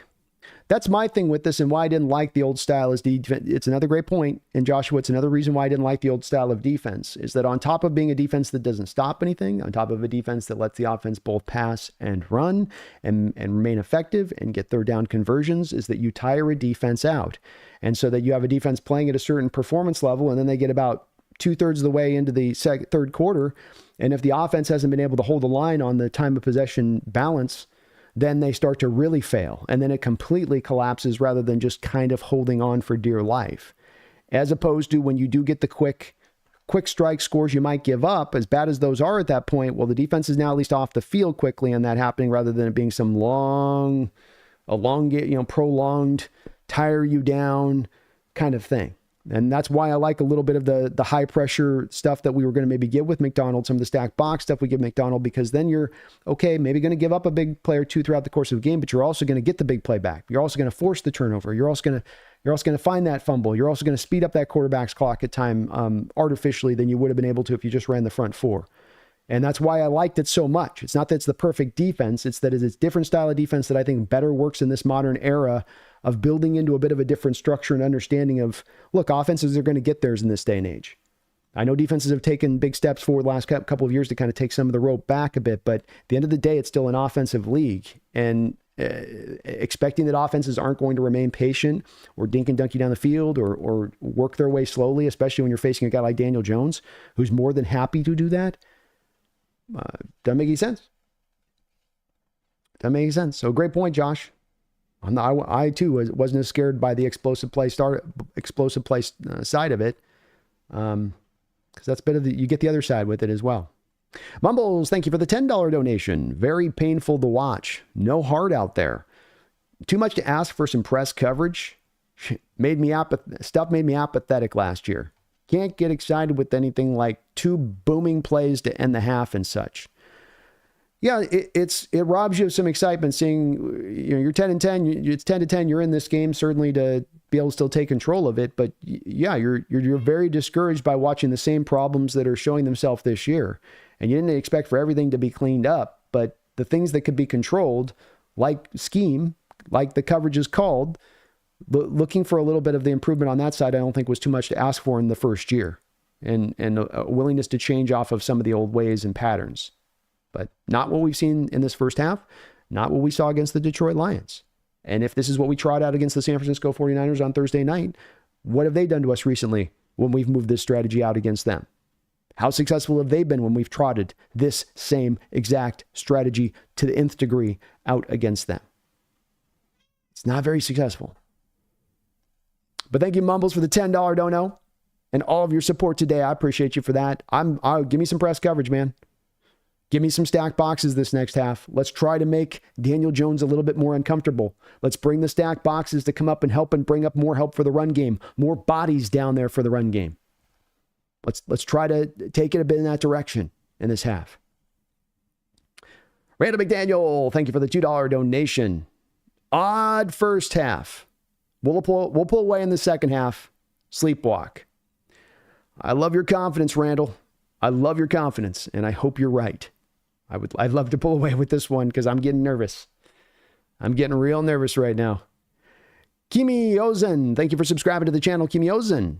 Appreciate you for that. Welcome to the Hawks Nest. Jay Gundy, 1979, thank you for joining up the Hawks Nest. Folks, please do join Kimi Ozen and Jay Gundy. Sub up to the channel if you aren't already. Maybe hit that like button. I would really appreciate it. Randall McDaniel, thank you for another $5 donation. Randall, teams have clunky first halves. We gave up 10 points. No rhythm on offense. We can tighten up the D. I want to see us run the damn ball. Certainly not much running in that half from your Hawks. 14 passing attempts and 2 rushing attempts. I think that what we've seen a little bit from Grubb, I think, and I'm anticipating on this one a bit with this, Randall, I think you saw it in the Denver game. I think we also saw it in the Dolphin, I want to say it was the Dolphin game we saw it in as well, where it does seem like, or Lions game last week, I think we saw it in as well, where you see a very minimal amount of him really running in that first half, and then he kind of comes back to the running game into the second half, by the way he's called this. But, to your point, again, it's a pretty big disparity, 14 passing attempts to 2 rushing attempts. You're passing at, 88% of the time or something like that right now. So definitely a lot of throwing. I hope you're right about the tightening up of the defense. And that's why I'm trying to be specific on these points I'm pointing to that get me discouraged in what I'm seeing, because these points then become, to me, less about things that can be necessarily fixed and more of things that are just going to be inherently a part of this team in the way they're going to run it. Or that, as I was thinking about maybe earlier on this, that you just need more time to onboard Mike McDonald's full intricacies to get all of the details on there. Until you can get that point, maybe it'll be 10, 11, 12, 13 weeks in the season. Maybe it'll be next year. But until you can get to that point, you have to run things in a fairly, vanilla concept. But it is tough for me, Randall, on that side. I'm not out or anything on it. It is just tough watching that first half. Coming in, you're in your home. You just got embarrassed on national TV, and your team comes out with an energy level that just seems a little bit not ready to go. You got some drops from your receivers in that first half. You got a defense that, from an energy standpoint, I'm not feeling anywhere near the same kind of intensity level or get after itness that we saw from them in the first kind of couple weeks of the season. But I hope you're right, Randall. Let's run away with it in this next half and put this thing away and then figure out how the hell we're going to figure this out against the Niners in the next couple weeks, next week. Thank you guys again for all of your donations and support today. I really appreciate it on the channel, as well as we're going to be doing a post-game show over on the Bleacher Report So if you don't already, please download the Bleacher Report app. If you go down in the description link section below in this video, there's a direct link to the Bleacher Report post-game show. So you click that link and you have that app downloaded. It will take you directly to the show. As soon as we finish up here on the stream today, I'll be going directly over to the Bleacher Report app. So, and then we'll be back, of course, later on for some post-game discussion. And we'll go in and do a little bit of that. But do please download that app. I'd love to keep doing those Bleacher Report appearances, and the way that I'll be able to do it is by you guys watching it. So thank you for that. Y2K, thank you for the $2 donation. And he sums up, I think, where a lot of our feelings are at so far in this first half. He says, so far, this game blows.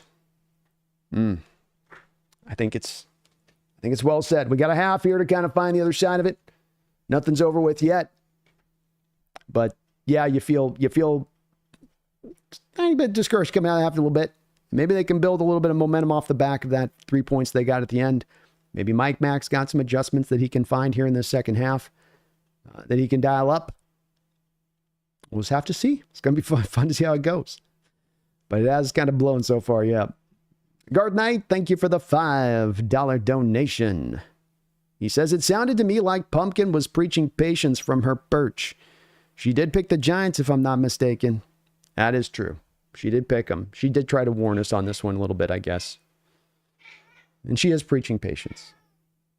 But she's like Buddha over here, you know? Don't let the, she's like a haired up Buddha, a furry Buddha. 1st and 10, shotgun look here for Daniel Jones. Take over from the 30-yard line. Hand off inside. Trying to bounce it out wide. Nice play in there by Jerome Baker. Glad to have him back in the ranks. Time of possession, 21 minutes and 55 seconds for the Giants in that first half. 8 minutes and 5 seconds for the Seahawks. So quite a disparity there. That is above the 15 first downs for the Giants and 5 for the Seahawks. That's the one you get most worried about in the second half. If the Giants are able to do any kind of controlling the clock into this second half and lean on the Seahawks a little bit, see if they can answer. Empty look here, 2nd and 9. Off coverage across the board, 4-man front. Quick throw, completion. This would be a gain of about 4 or 5 yards.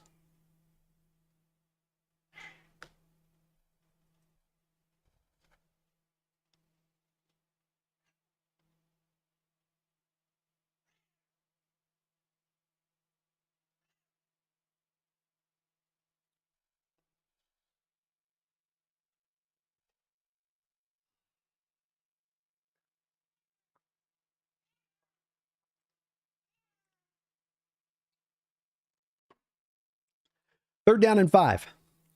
Giants 4 of 7 today on third downs. Daniel Jones, a lot of time in the pocket. He's got basically all day to surveil, and he gets a throw off, and Wan'Dale Robinson with his second drop of the day. Another play on a third down where Daniel Jones puts the ball right on Wan'Dale Robinson to make the grab. And Brian Daboll's pissed, and rightfully so. Your quarterback put the ball right where he needed to put it, and you dropped it for the second time on a third down. That's your job as a slot. I mean, you can't ask for you can't ask your quarterback to do better than that. That's what he's supposed to do. And as Wan'Dale's side, if I'm a Giants fan, I'm going, look, we brought you in here to you know Malik Neighbors. You got to step up here, my guy. Fair catch by D. Williams at the 30-yard line, and the Seahawks have a golden opportunity here to take some control of this football game. Daniel Jones has been, I hammer him and give him a hard time like hell, but I can't deny that he's played a really good football game. He's between his decision-making, the throws he's made, his using his legs when he's needed to. You can't really dog him on that side of it, you know? And Gar, thank you again for that donation. Appreciate you. Pumpkin's going to have us calm. She's going to keep us calm. She will. Nice 3 and out, though. Nice, just get off the field quick. Don't let him get to start to move or get something going. Just get right off that football field. Yeah, Darnold, flip the switch. That's right. That's right.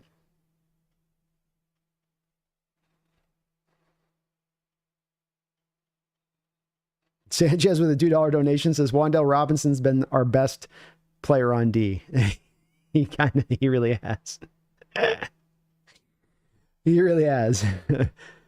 And it fits the type with him. He's actually a very solid slot. You know, he can get open, he can create quick separation. He's got that nice explosiveness you look for from within the position, but he does have a tendency, as you watch through games of the Giants, of the more you end up targeting him, the more he will give you drops over the course of a game. And played out and been the case again here today with him. Thank God. Thank God.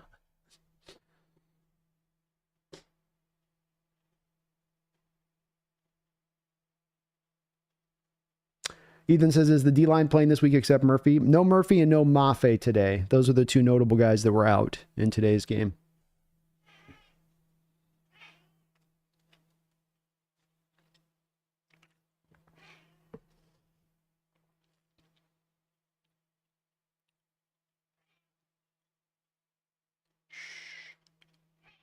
Can you be quiet? Can you stop? I know. We're all disappointed by it. Nwosu out now? I didn't see Nwosu out. I'll keep an eye out for him, Jordan. I've seen him play. Yeah, Nwosu went out. Ugh. And the hits just keep on coming. What, hun? What do you want, babe? What's the matter? I'm petting you. I can't pet you any more than I'm petting you. All right. So that's tough. 1st and 10 for the Hawks at the 29-yard line in their own territory. Play action pass. Gino dropping back to throw. He's going to throw this down the field and find Tyler Lockett wide open. Tyler spinning out. Tyler still in the open field. Still in the open field. Tyler Lockett out. And then he gets knocked down. His own player ended up falling into him there, trying to get down for the block and ended up being the one to knock him down a bit there.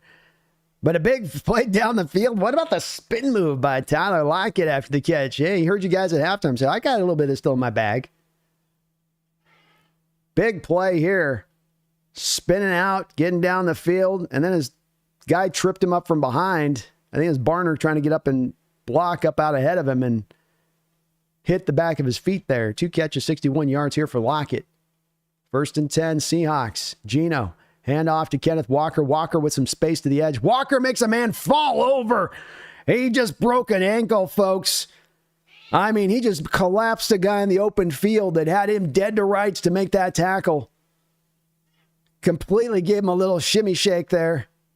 And the guy fell over. Didn't touch him, just fell over. He was right in front of him. 2nd and 3. 12:20 to go here in the third quarter. Seahawks into Giants territory. Gino drops back to throw. Finds DK Metcalf. Metcalf fumble. And the Giants have the ball. DK Metcalf with another fumble. And this brutal game continues to be brutal. Oh.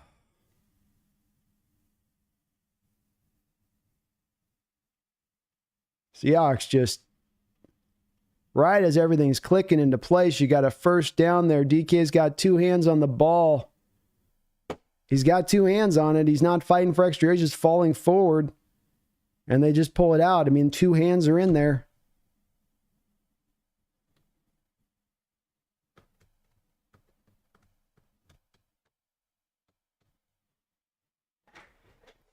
Oh. Woo.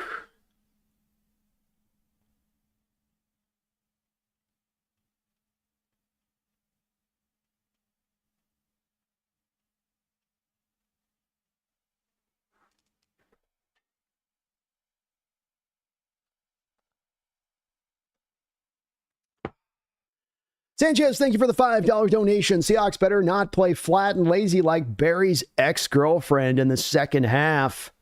Garth Knight with a $5 donation says, quick question. If Lamar Jackson was on your roster, but you couldn't use him as a quarterback, what position would you have him at? Also, who would be a starter? Would he be a starter? Oh, you got me a bit emotional right now on these kind of questions, Garth. I'm a little in that, like, eye on the game kind of thing right now in the moment. I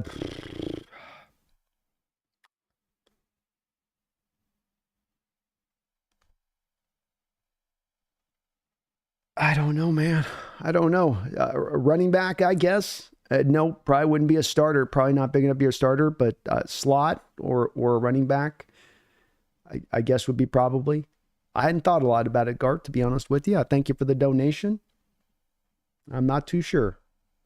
I don't have a good answer on that one.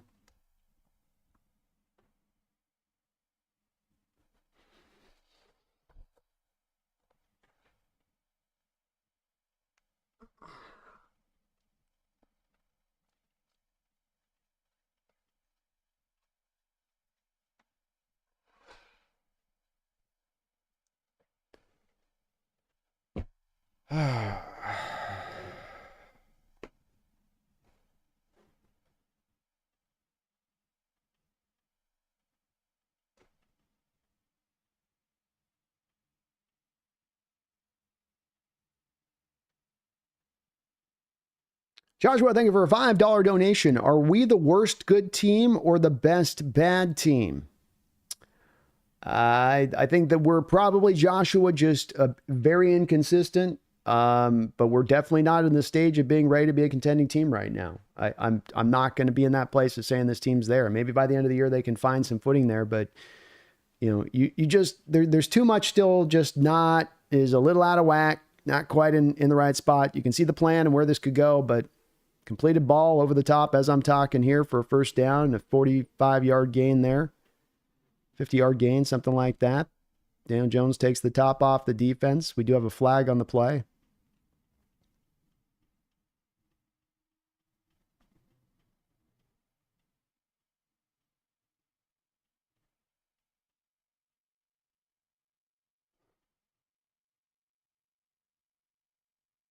Got an unsportsmanlike conduct penalty by Darius Slayton.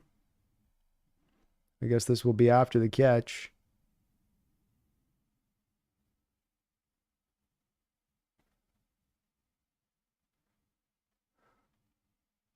I don't know why they called that on him. I don't know what he did.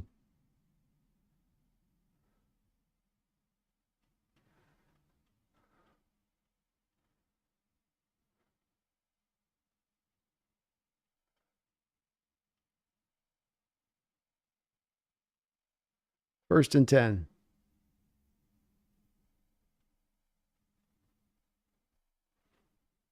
Giants at the 49-yard line, their own territory. Seahawks bring a blitz. Seahawks get there, but nobody can tackle, so they just let Daniel walk around back there.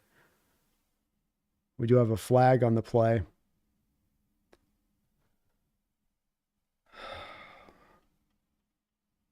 I'm not enjoying my NFL Sunday today, folks.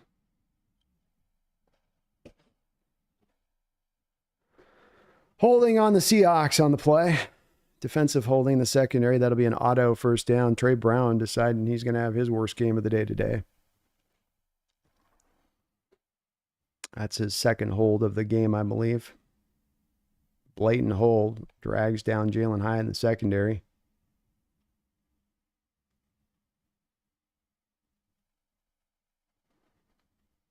$11:39 to go in the third quarter.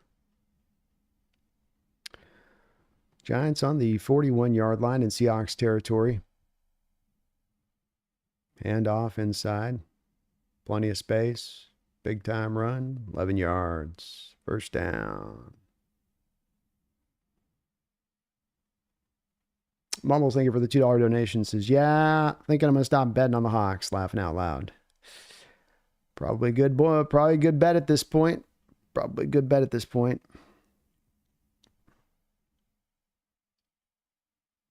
There's not really much to even kind of break down defensively with it. It's poor effort, poor tackling, poor intensity level, unprepared.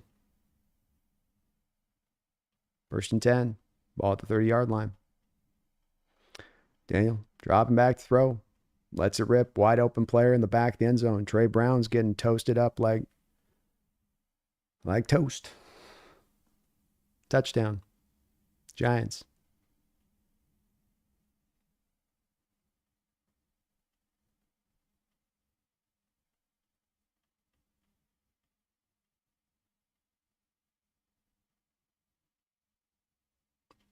What is Dodson doing there? Oh.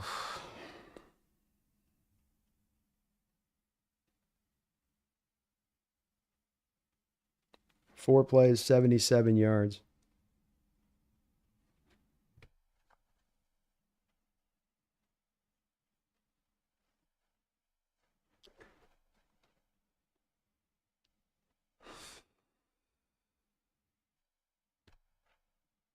I don't know what to say.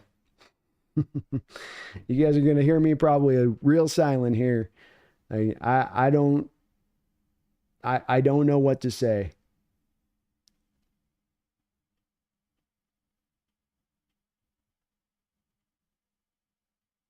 I'm usually a man that's not left at a point of being without words or articulation to provide, but as it stands right now, I'm watching this game and the thoughts running through my head.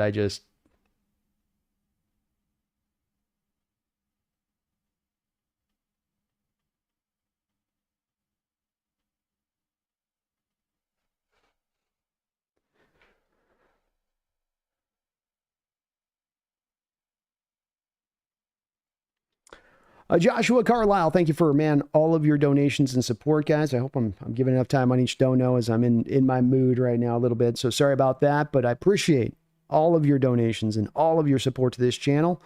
Joshua, thank you for that. This is last dono for a while. Wallet check. Hey, man, you put multiples over, man, and all of your support to this channel from prior to. I really appreciate that. First time I've done this since last year, but I'm going to go watch Red Zone instead. Don't need to watch this mess. Can't blame anybody for going and watching Red Zone instead. This is bad football. It's bad football.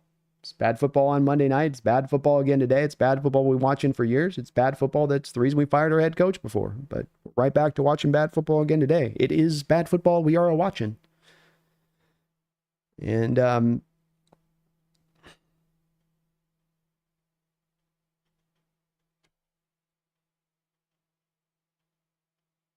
must be hard just getting the intensity level up of players, you know. Must be hard on just a weekly basis to get them down. I wouldn't think, you know, I think he'd be so excited to play the football, but sometimes these guys just don't feel like, you guys into this? Garth Knight with $2. He says, hashtag Pumpkin knew. Yeah, indeed, Pumpkin did have the prediction on this one. We probably should have seen it coming. I'm trying to lean on the psychic ability of my pet, and it does seem to have paid off, or not paid off, but she's looking right on this one.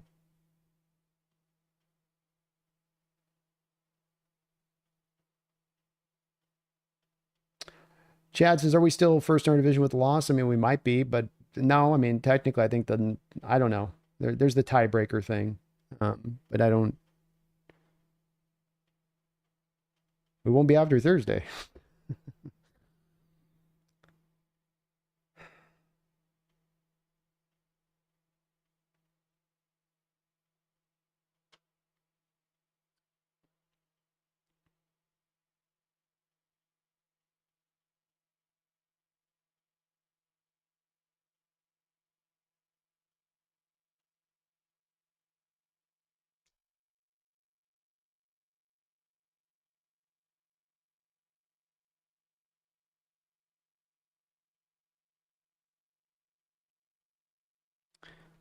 First and 10 for Gino.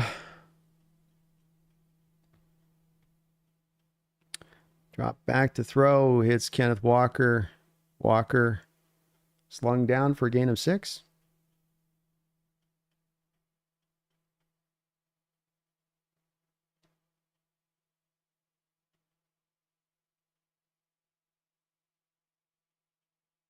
Chad, I'm not sure if we're still in first place or not after this loss. So you're tied. So if Niners win, it's 3-2. You're 3-2. They're 3-2. Technically, you're tied. You got a game on Thursday night that'll determine that one. So I mean, yeah, but you're obviously not playing like a first place team right now if you lose on this.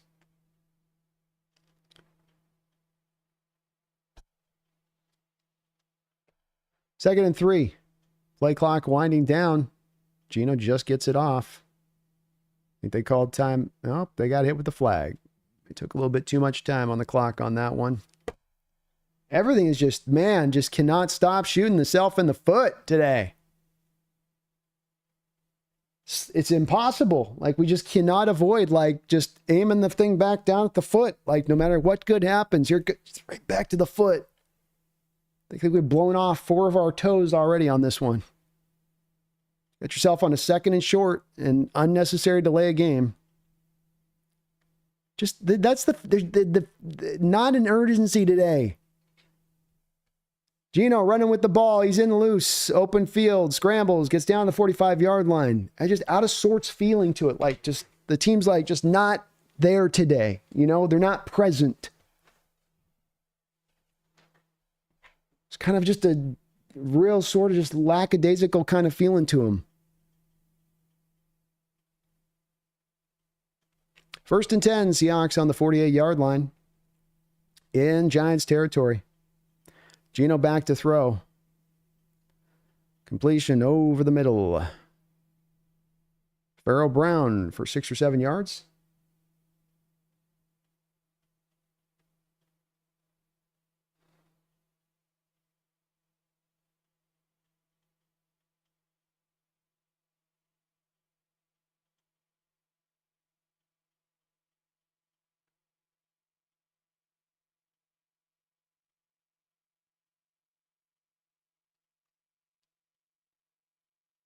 Second and 3. Geno drops back to throw, hits Tyler Lockett. Very good catch by Tyler Lockett on the sideline there to get inbounds, his feet down, 1st down.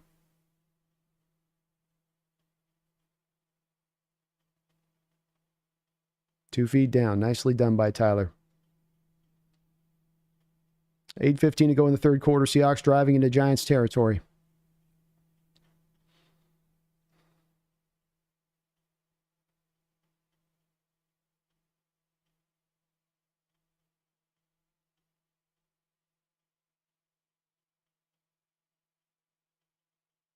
Geno dropping back to throw. Pressure, pressure, pressure. Geno is going to be sacked here. Loss of about 3 on the play. He had time to throw. He was looking. He was trying to find somebody down the field. Nobody was open. Pressure forced him up into the pocket. Defensive end tackle was able to get him down. Seahawks got to be probably a little careful here. We're getting too pass heavy.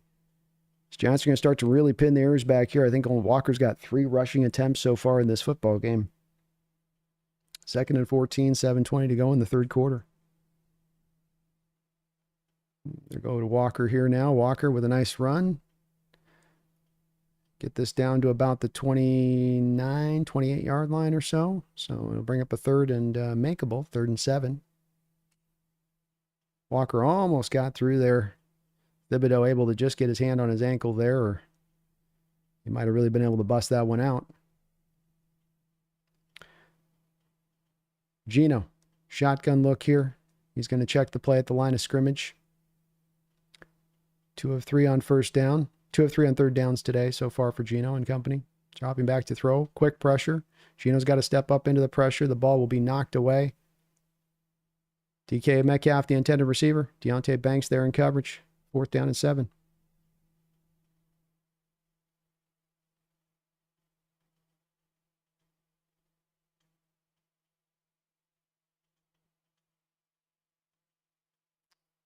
Geno kind of wasn't able to get the ball, I think, from a placement standpoint where he wanted to. He had pressure into his face and had to kind of put that ball back onto DK in front instead of out in front of him. So bring up another long field goal attempt here for Jason Myers. The hold is down. The kick is up. The kick is through. So 17-13, New York Giants, 6:33 to go here in the 3rd quarter. Mumbles, thank you for the $5 donation. I appreciate you for all of your support today too as well, Mumbles. Team feels like watching a dead fish. A fish that's struggling but dying, and a fish that's doing its job. And a fish that's doing its job, just unfortunate it's reliant on the other 2. Oh, I see. So one fish is kind of struggling down. The other fish is kind of doing its job, but it's relying on the other 2. Yeah. A bit, yeah.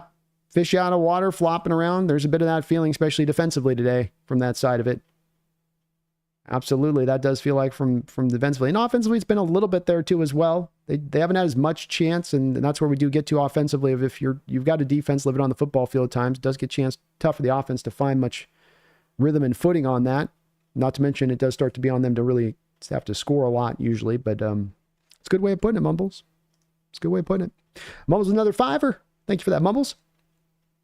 How much longer until the bullets start deflecting off of our feet from being shot too much? Sorry, don't mean to be so negative, but can't even, like the D. No, I'm in the same place. I'm fighting, trying to not to be too negative here with you guys and find some positivity here and turn this thing forward a little bit. But I think that it is what we're seeing. And I don't know. I think you're to the point you've blown the flesh off. Most of the bones are gone. You're now just shooting off what the partial bone matter that's left there on the foot, basically. It's pretty much where it's sort of been so far a little bit on that side of it, Mumbles. But thank you, man, for all your donations and support. And I'm in the same place you are with it. I get it. Keldon, thank you for the $5 donation. Keldon says, of course, the Niners have to go to Seattle on Thursday night again. Why can't the Niners ever get that game at home? I don't know. Yeah, you guys are about due for it, right? I think we have had like the last 3 or 4 times the Thursday night's been over at our house on that. So, and I think the NFL schedules at that, be it down us, you up here, or we down there, from their standpoint, probably just because we did do the Thanksgiving one on a Thursday night with you guys, remember, like 7 years ago or something. That was that Thanksgiving Thursday night game. But I think they like to schedule it too for the short trips the teams have to take on those third, be it us down to you or you up to us. Either way, it can kind of go with that. But yeah, kind of a yearly event not a yearly, every other year event, basically. Niners will play Thursday night in our house. Kind of does go that way, at least. Hopefully we can give you a good fight. Thank you for the $5 donation, though, Keldon. I appreciate you for that. Last I checked, your Niners were taking care of business. Here's the uptick here on the kick now. Nice hit there by Kobe Bryant. Takes him down at the 26-yard line. Joshua Carlisle with another $5 donation. Joshua, thank you, man, so much for all of your support today, brother. That's like 5-6 drops on the night. So thank you, man. I salute you, sir. I appreciate you, sir. My wallet be damned. Tomlinson gave up the pressure on the third down. I'd literally rather put a tight end in there instead. Yeah, Tomlinson has pretty much been what we thought. 1st and 10 here, handoff inside. Giants with a big gaping hole. 20 yards, 25-yard run, something like that for the Giant running back. It's not Singletary, it's their backup in there, Tracy, just running wild on the Hawks. Leonard Williams just got cleared completely out of the hole. He's had a horrible game today.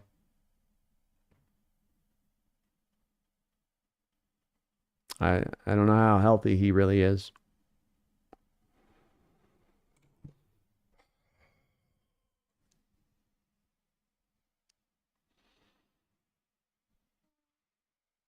Completion on Trey Brown for 6 or 7 yards.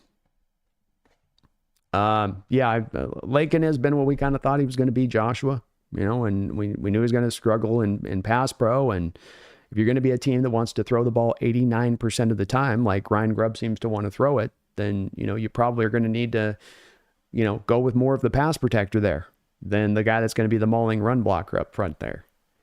Kind of counterintuitive, you would say, maybe on that. Giants on this side of the Seahawks field. They get the tackle. Good job of rallying up there by the cornerbacks there. Derek Hall gave up the edge to Tracy. And a lot of the run game troubles today have come off of the edge play at times too, where your edges are getting elongated out and pressed out wide. So they're opening the hole there. They're also losing their outside shoulder at times to the edge. Both of these are no-nos, but struggling to find any kind of impact from the edges right now. Down now, Achena's out and Boye is out in this game, and you're feeling it.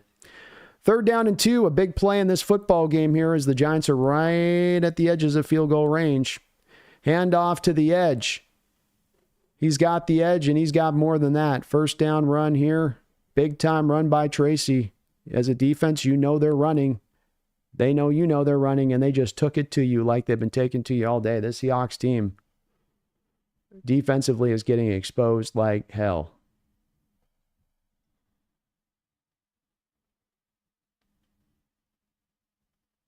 We got embarrassed on Monday night, and this might be worse.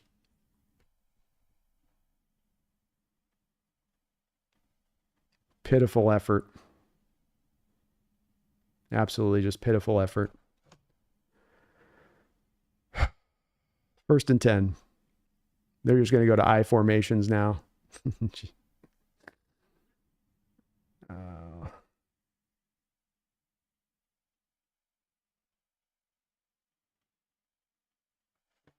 Mumbles, thank you for the $2 donation. Any good left guards to draft? Please, John, left guard, left guard. I don't care. Just draft 5 of them at this point, Mumbles. Right?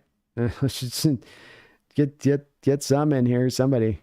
I don't know. I haven't had a chance to look real deeply at the guards as of yet. I'll see how I'm still kind of getting into my scouting prospect stuff. I've been a little bit slow with it, but I'd imagine we'll probably be drafting some. I think they got some decent ones down in Alabama. 2nd and 5, 3 minutes to go here in the 3rd quarter. Play action pass. Daniel Jones going to dirt this one up to the foot. It's kind of a screenplay set up. Seahawks were on it with 3rd and 5 now.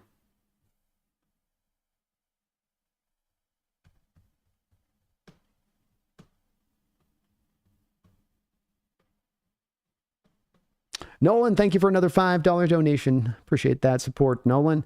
I've seen more commercials than Seahawks offensive plays. It's probably true, actually. A lot of commercials in this game. It's probably very true. Please do, folks, hit that like button if you could for me. I'd really appreciate it. 3rd down and 5. Daniel Jones drops back. Trey Brown falls down. Allows the receiver to be wide open. Trey Brown having the worst day of his pro career. Trey just got completely spun around on the route and fell down on the ground. And they're going after him on the outside all day long there. Darius Slayton, 7 catches, 116 yards, and the majority of it have gone after Trey Brown. Another 7-play, 61-yard drive from the Giants, who felt like they have lived, breathed, eat, slept on this football field.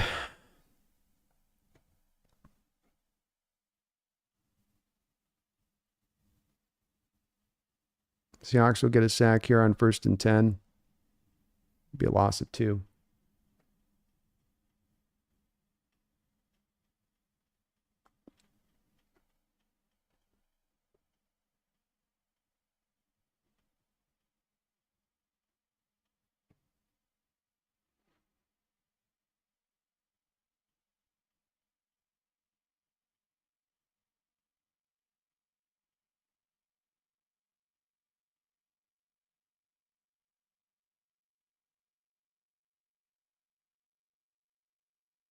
Second and 12. Dan Jones in shotgun.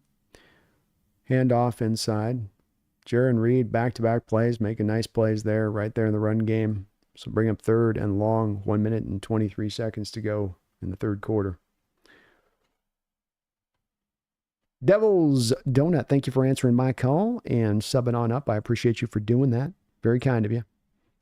Thank you, Sanchez, for another $5 donation. He says, used to be scrub quarterbacks gashed us. Now it's scrub quarterbacks and running backs.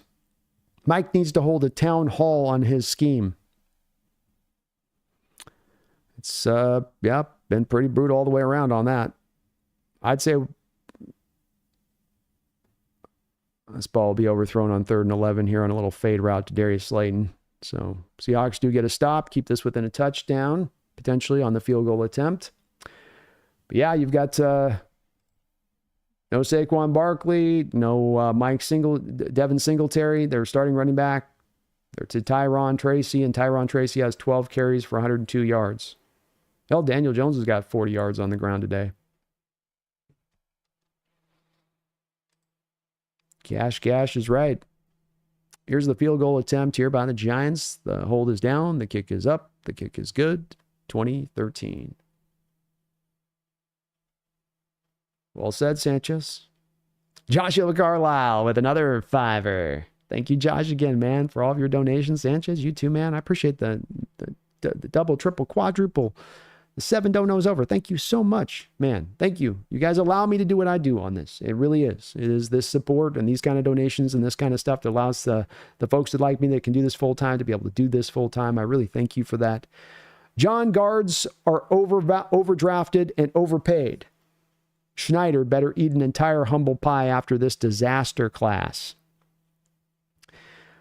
Definitely has been a place where John's been hesitant with spending money on interior offensive linemen for many a year. And I don't know, maybe the Robert Gallery experience when they gave him a big contract coming out of Oakland just kind of skewed him in this way. Because I think that was maybe about the last one from a guard standpoint or center standpoint of when you really gave big money to. But yeah, he has referenced many times over that these guys do get overpaid when you're trying to go in the market to buy one. But going the cheap route, be it at the center position a couple of times over with an Austin Blythe and what was the other? We have Evan Brown, Gabe Jackson. You know, try to go for these kind of cheaper options, and they don't seem to work too well. And the Lincoln one you could definitely kind of see coming, couldn't you? I mean, that was one that was easy to see how that one was going to not necessarily work. The Real Cheese, thank you for the $5 donation, Real Cheese. And Josh, again, man, thank you. All of your donations, unbelievable. And thank you, Real Cheese. Got here late, but saw the box score. What in the world is happening? The Seahawks defense is looking very much like they did against the Lions. Did the Lions find some solution to McDonald that the prior 3 teams hadn't applied? Is the team lost something they had in the first 3 games? Was it just playing the bad opponents through the first 3 games? And now that you actually get some kind of challenge offensively that you can't withstand it? As to the reason behind it, I don't really have a good one. You're getting spanked by this Giants offense. The scoreboard doesn't even really indicate the thorough spanking on this one. And what they've done to your defense today, where you just don't have any answers. You look, quite frankly, pathetic defensively speaking. And hard to understand as to why, because it's a variety of different things you can point to. It's a lack of intensity. It looks like a lack of this team being ready to play this Giants team. I see Mike McDonald not providing them very many help advantages in there defensively speaking. We're not going to blitz much or anything like that. It's is what it is there a little bit. All right, D. Williams will take this ball up to the 26-yard line, but it's been tough to watch. It's been a very similar watch, Real Cheese, to what we've seen from the Coach Carroll teams, especially defensively over the past 2 years. More of the same today and what we're seeing from it, and don't know why exactly. I don't know why we said let's use the Carroll game plan here. We're going up against Daniel Jones and the Giants. Let's drop into soft zone coverages and 4-man fronts and. Last 2 weeks, I have not understand the strategy from the coaching staff at all and what they thought they were going to accomplish with this. 1st and 10. Gino back under center here. He's going to go with the pitch play here out to Walker. Walker, quick penetration in the backfield, able to circumvent his way around it and find a gain of 3 yards.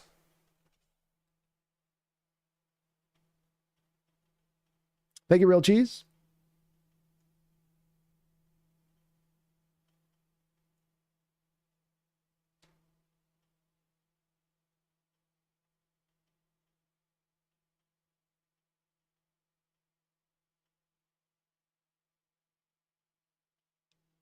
Second down and 8.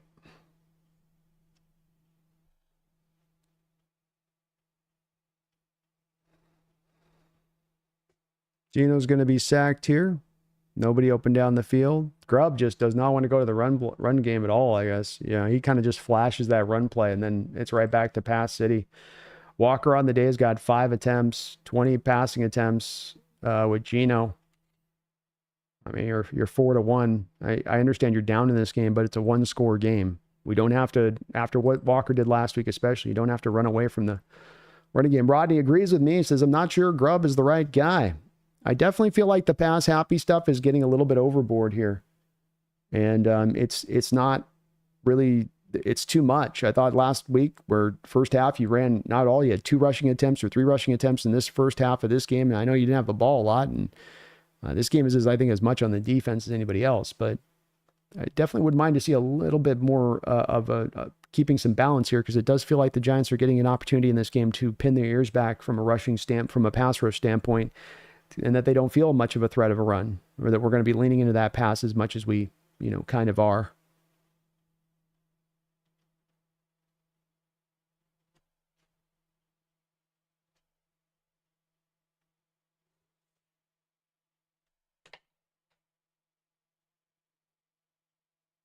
Everything's been pretty tough sledding today.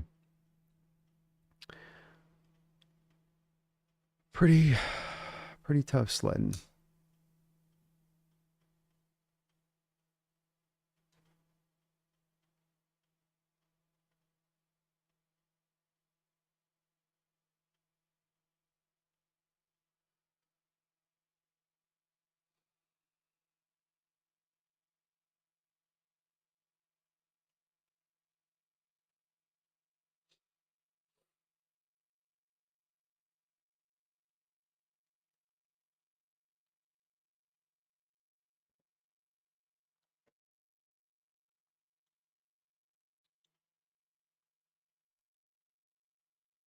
Oh.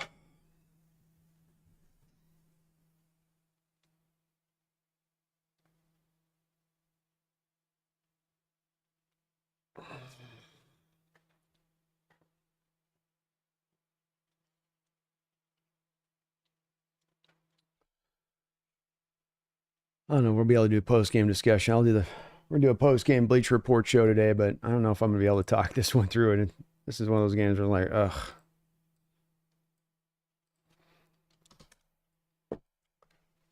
Third and 7 for the Seahawks.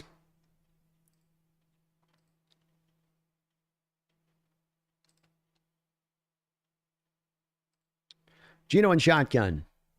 Jackson, Smith, and Jigba goes in motion. 3 wide to the far side of the field. Gino will change the play at the line of scrimmage.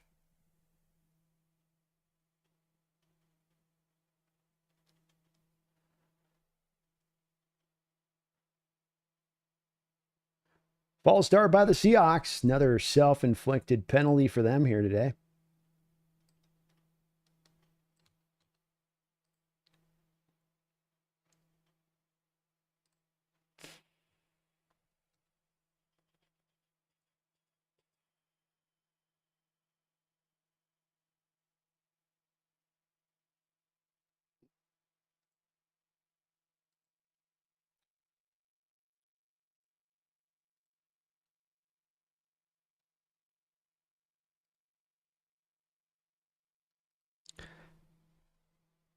Fifth penalty for the Seahawks for 25 yards. The Giants have 1 for 15. This will make this a 3rd down in forever. Let's just throw a little check down and punt this back over.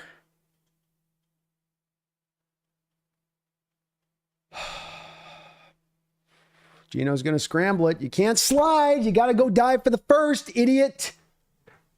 This game.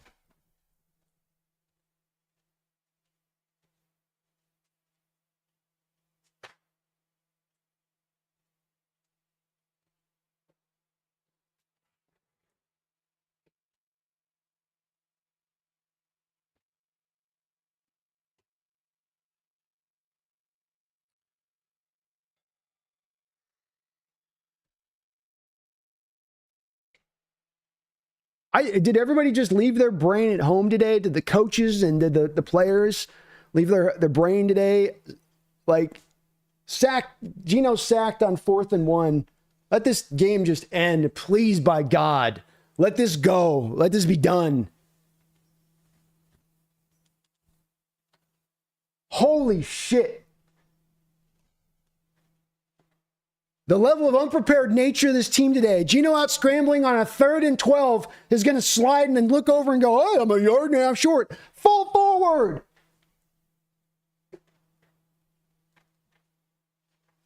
Everybody today doing the dumbest decisions in every moment. Like nobody with any intensity level, and then they're acting like an idiot half the time on a combination deal here. What are we doing?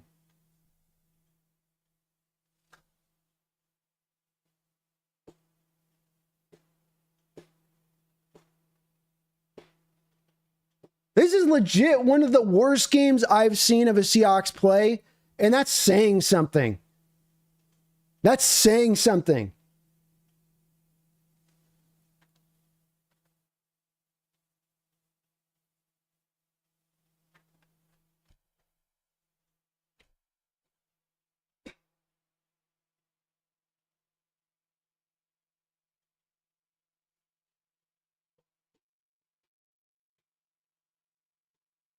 No sense of urgency today. Like that Gino play, just everybody in a lottie-dottie mode. Lottie-dottie.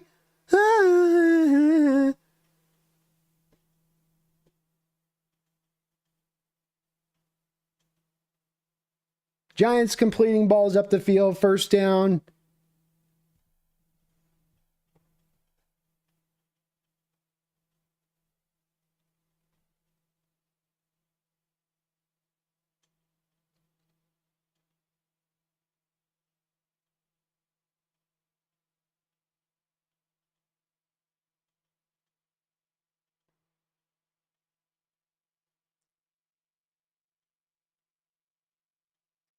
I swear to God, this is not the team we got to watch this year, is it?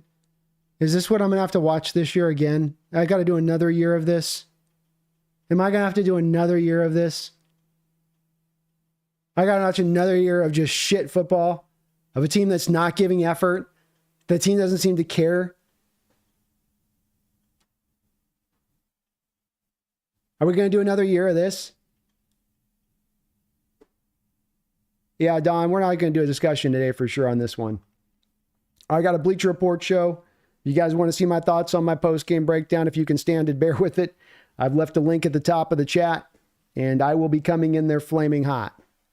2nd and 3.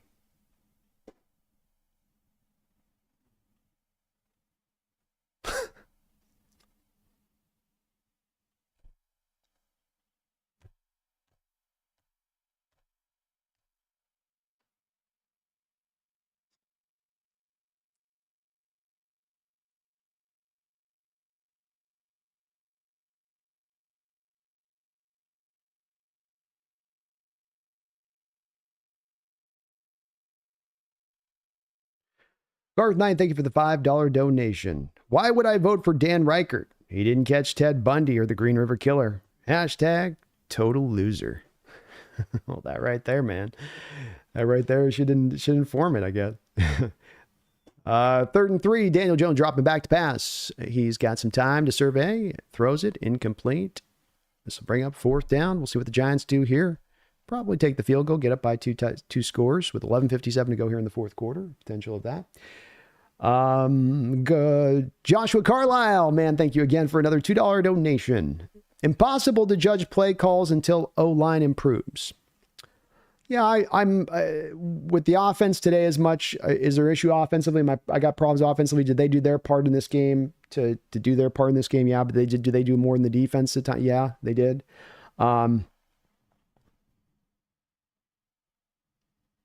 Yeah, I mean, in general terms, we've got more of a problem defensively. That's the biggest issue in the day standing here. There's definitely things to pick away from offensively in this game, from drops to some of the play calling to some of the decision making during the play. But kicks up and good, 23-13, Giants.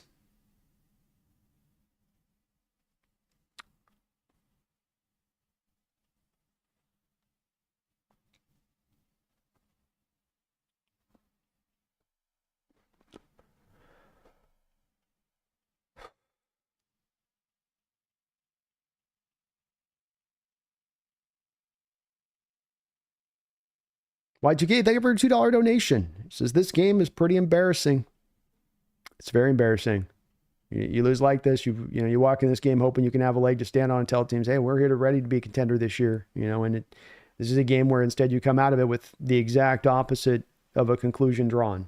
And, you can be the biggest homer and love your team, but as we try to do here and as I try to do, I'm not just trying to be positive Paul for the sake of being positive Paul. I'll tell you guys the way I see it and where I think it's going. And as great a start was to those 3 games, this thing has completely backtracked back to almost square one state through these last 2 games.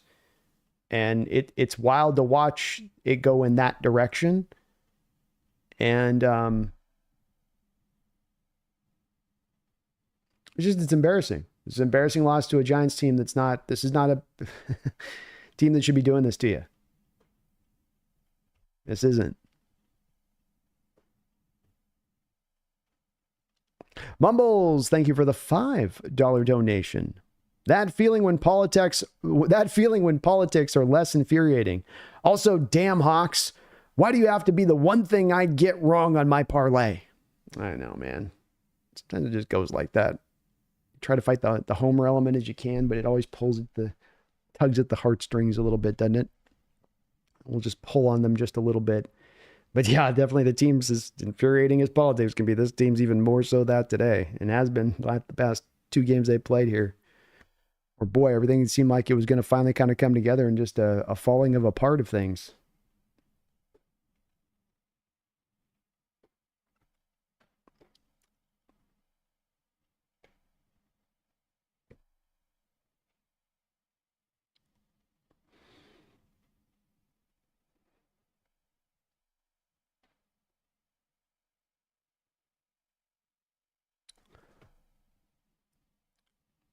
Mewtwo98, thank you for the $2 donation. He says, it feels like none of these players care to play.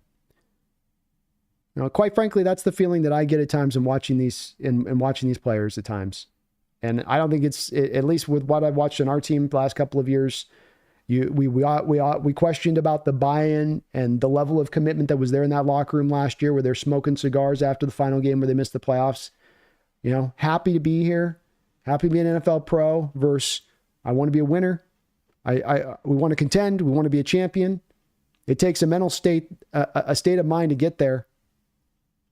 Laviska Shenault will take this back to 28-yard line. And you can feel it when a team has it and when a team doesn't have it. And right now, there is not a championship edge to this team. Right now, there's not a championship level of intensity to this team. And it is not anywhere close right now. And it does make you wonder a little bit about the care aspect of it. When I watch players out there that don't seem to be having, go back and watch that Montgomery play from last week. Witherspoon runs up, lays his body on the line, gets hit, and you watch 5 other players just kind of just sort of slouch their way around there to him. First down run here to Charbonnet will go for 2 or 3 yards. Hard not to look at that kind of play, and I've seen a few of those plays today and go, man, the effort doesn't look fully there. I'm not seeing players fully bought in here on what they're doing. And I don't get that part when it comes to these pros. I don't come to that part on that. I understand if you have mental error or in the moment you make a mistake. I don't get the part where you're not ready to go for game day. There's 17 of these a year.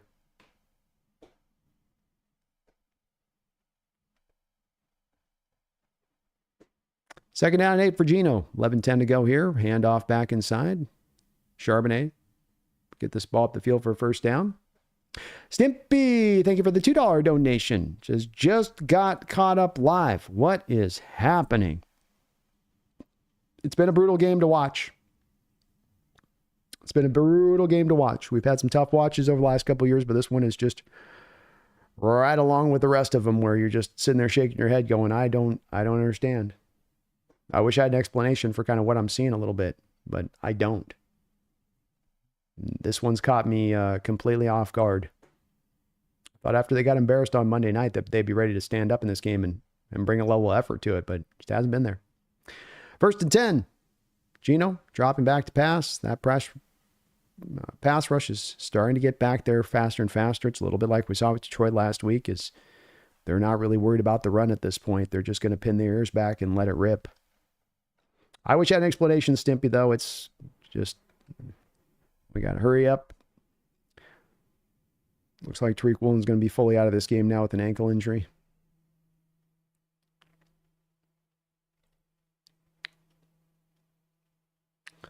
Second down and 6. Gino dropping back to throw. Pressure in his face. Ball knocked down. Almost intercepted after the ball was tipped up. Y2K, thank you for the $5 donation. After the fumble touchdown, I was like, the Giants used all their bullets. Easy win. I was wrong.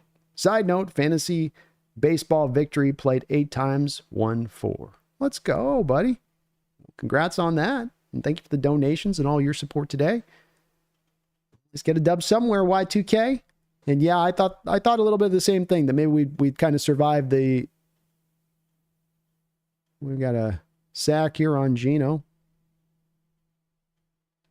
Boy, this is going to be a game that's going to last till like 7 o'clock. Just taking the painful beating. Just another and another and another and another. False start by the Seattle Seahawks. Illegal formation on Stone Forsythe.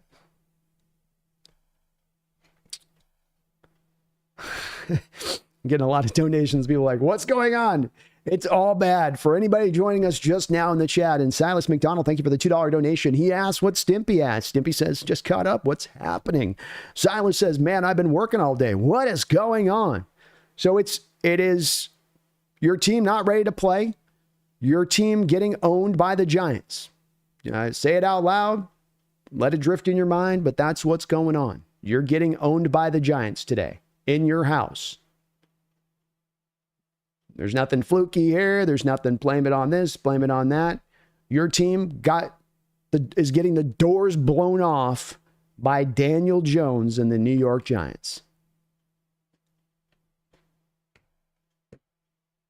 I quite frankly have seen some painful losses through here over the past couple of years. I've had to sit through some bad games. This is about as bad as I've seen. So if you guys want a culmination, that's about as quick as I can get you guys to the quick end of it. Is as bad as I've seen. There's, in these kind of games last few years, we've walked out of it and said, we ain't been able to do that. We ain't been able to do that. We ain't been able to do that. We weren't able to do this. We weren't able to get this done. This was a problem. That was an issue. This was a problem. I mean, we can start end to end on it, but basically you more can just start from a standpoint of saying, was this wrong, and operate from a standpoint of yes, and you'll be right. It's pretty much all been bad today, and it's inexplicable. And I don't know why it's so hard to get a team ready to play football. I'm not talking about getting out chess matched on a field. Wild to watch over the past 5 years, how many games I've had to watch where I'm looking at my team on a given NFL Sunday going, they don't look ready to play today. They're not getting out schemed. They're not getting out chess, but they're just not ready to play. Like, they look like they don't want to play today, quite frankly. Like they're being forced out onto the field and someone's making them play, but they don't want to do it. That's how it's felt. It just makes the game so brutal to watch. Oh my God, it makes them so brutal to watch.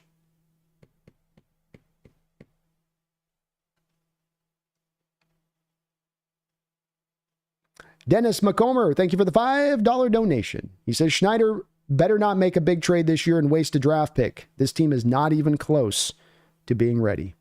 Very well said.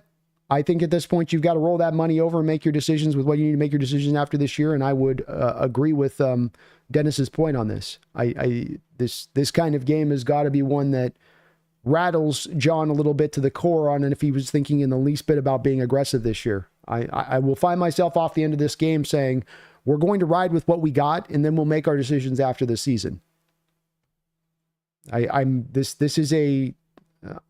Some people are going to want to come in this game and go, well, just one game and just, Niners now next week, we win the game. The thing that they'll say is they'll go, oh, we beat the Niners next week and da-da-da-da-da-da. Maybe. Short week, Thursday night, anything can happen with teams on that side of it, but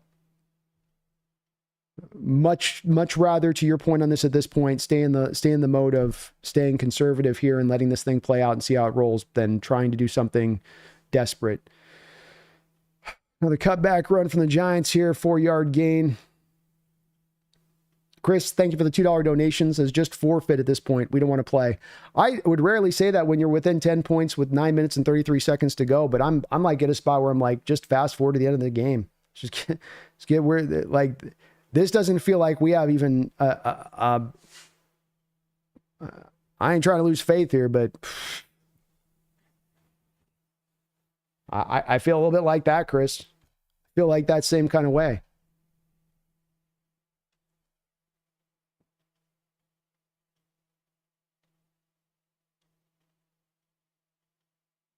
Man, they're just continue to drop in deep coverage and leave easy completions. Wan'Dale Robinson, bad throw by Daniel Jones, but again, wide open on the play. Jones just errant in his pass, or it would have been an easy first down. This will bring up 3rd and 5.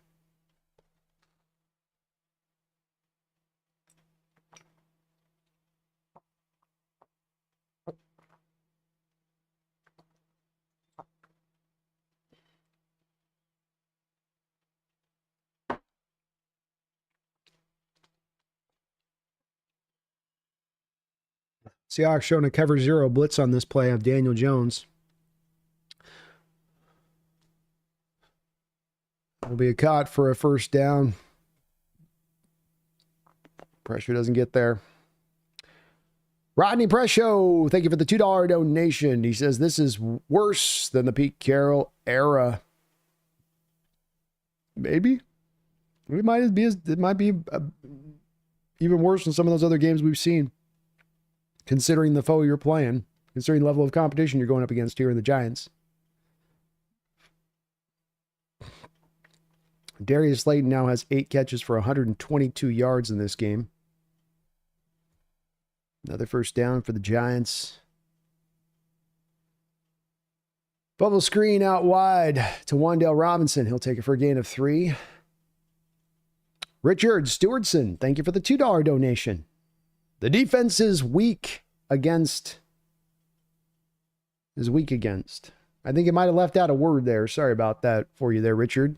It says the defense is weak against. Defense, it is true. They are weak right now. They're playing. That part is absolutely the truth. Thank you for the donation. Sorry if it left a word out of your thing. I think that might have happened there. Second down and 8 for the Giants on the 32-yard line, their own territory. 7:27 to go, up 23-13. Run up the middle here. We'll gain about 3 or 4 yards. We'll also bring up a 3rd and short. Joshua Carlisle, thank you for the $5 donation. You could say I'm overreacting, but this game is a cold splash of water to the face. Not even close to winning the division, let alone contending.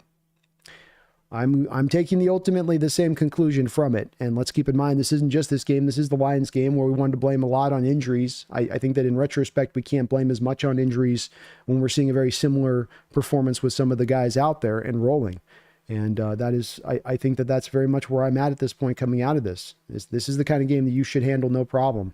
I'm sorry. It just is. You can talk all day. And another time where Daniel Jones gets away and you just can't get rid of.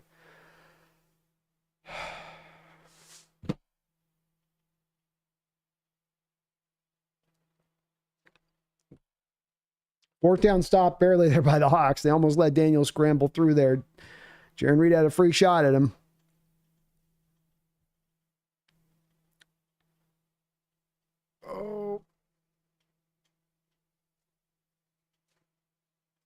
But Joshua Carlisle, thank you for all of your support today. And I think you're right on the button with this in your thoughts as well. I'm in the same place with it where I think, as somebody else was saying earlier, if you had thought you were on the line about, making some kind of contending kind of trade, and this punt's a great punt that'll put the Hawks down at the 4-yard line with 5:53 to go in this football game. If you're looking to make a trade, this has got to shut that down at this point. This has got to be one where now you're truly like what you thought you would be at the start of the year, which would be in a wait-and-see position and to let it play out position and let McDonald get his scheme and his stuff all inserted and in place and on point. It has become kind of that outlook of a season at this point, in my opinion. It's one game, but this has got to be kind of a wake-up moment or a reality check, I think is the best way to put it. Reality check is probably the right word. And I don't think you're overreacting, Joshua. Or if you are, then I am too. And I'm doing the same. Drew B, thank you for the $5 donation. I'm seriously asking this question. Is there anything positive to take away from this game? Anything at all? I don't see it. No. I don't think that there is. You didn't run the ball. You didn't pass protect particularly well. Gino, 15 to 22, 166 yards. You had drops by your receivers. You had a fumble by your receiver. Grubb didn't do anything as far as play calling that was really altogether very interesting on his standpoint. And from a defensive side of it, it has been completely gross. It's been gross. So I won't have any really positive takeaways from this game. And that's part of why when people say, like Rodney did below, that this is more embarrassing than anything out of the Carroll era, is that, there literally is nothing. There's literally nothing to walk out of this game to hang your hat on and say, no, there isn't. I'm sorry. There's just not. And for that to be it is going against one of the league worst teams that's out there in the Giants, in your house, in your stadium. Inexcusable is a little bit of a word that comes to mind if you're thinking you're a contender. If it's, well, we're just getting through the year and we got to just and patience and time and Rome wasn't built overnight, well then, okay. But if it's through the contender lens, you go, you're not close to getting there. I agree, Drew. Agreed fully. Gino Ryan Pilar, thank you for subscribing to the channel. Gino, folks, do please hit that like button if you could for me. I know it's been a tough game to watch and not the funnest of action, but if you could help me out on that side of it, I would really appreciate it. And thank you, Gino, for being that guy to join aboard here. We got 5:53 to go. 1st and 10 for the Seahawks, taking over from about the 4-yard line. 27 passes, 9 rushing attempts for the Seahawks. Empty look here for Gino to start things off. No doubt going to have to run a little bit of hurry up here.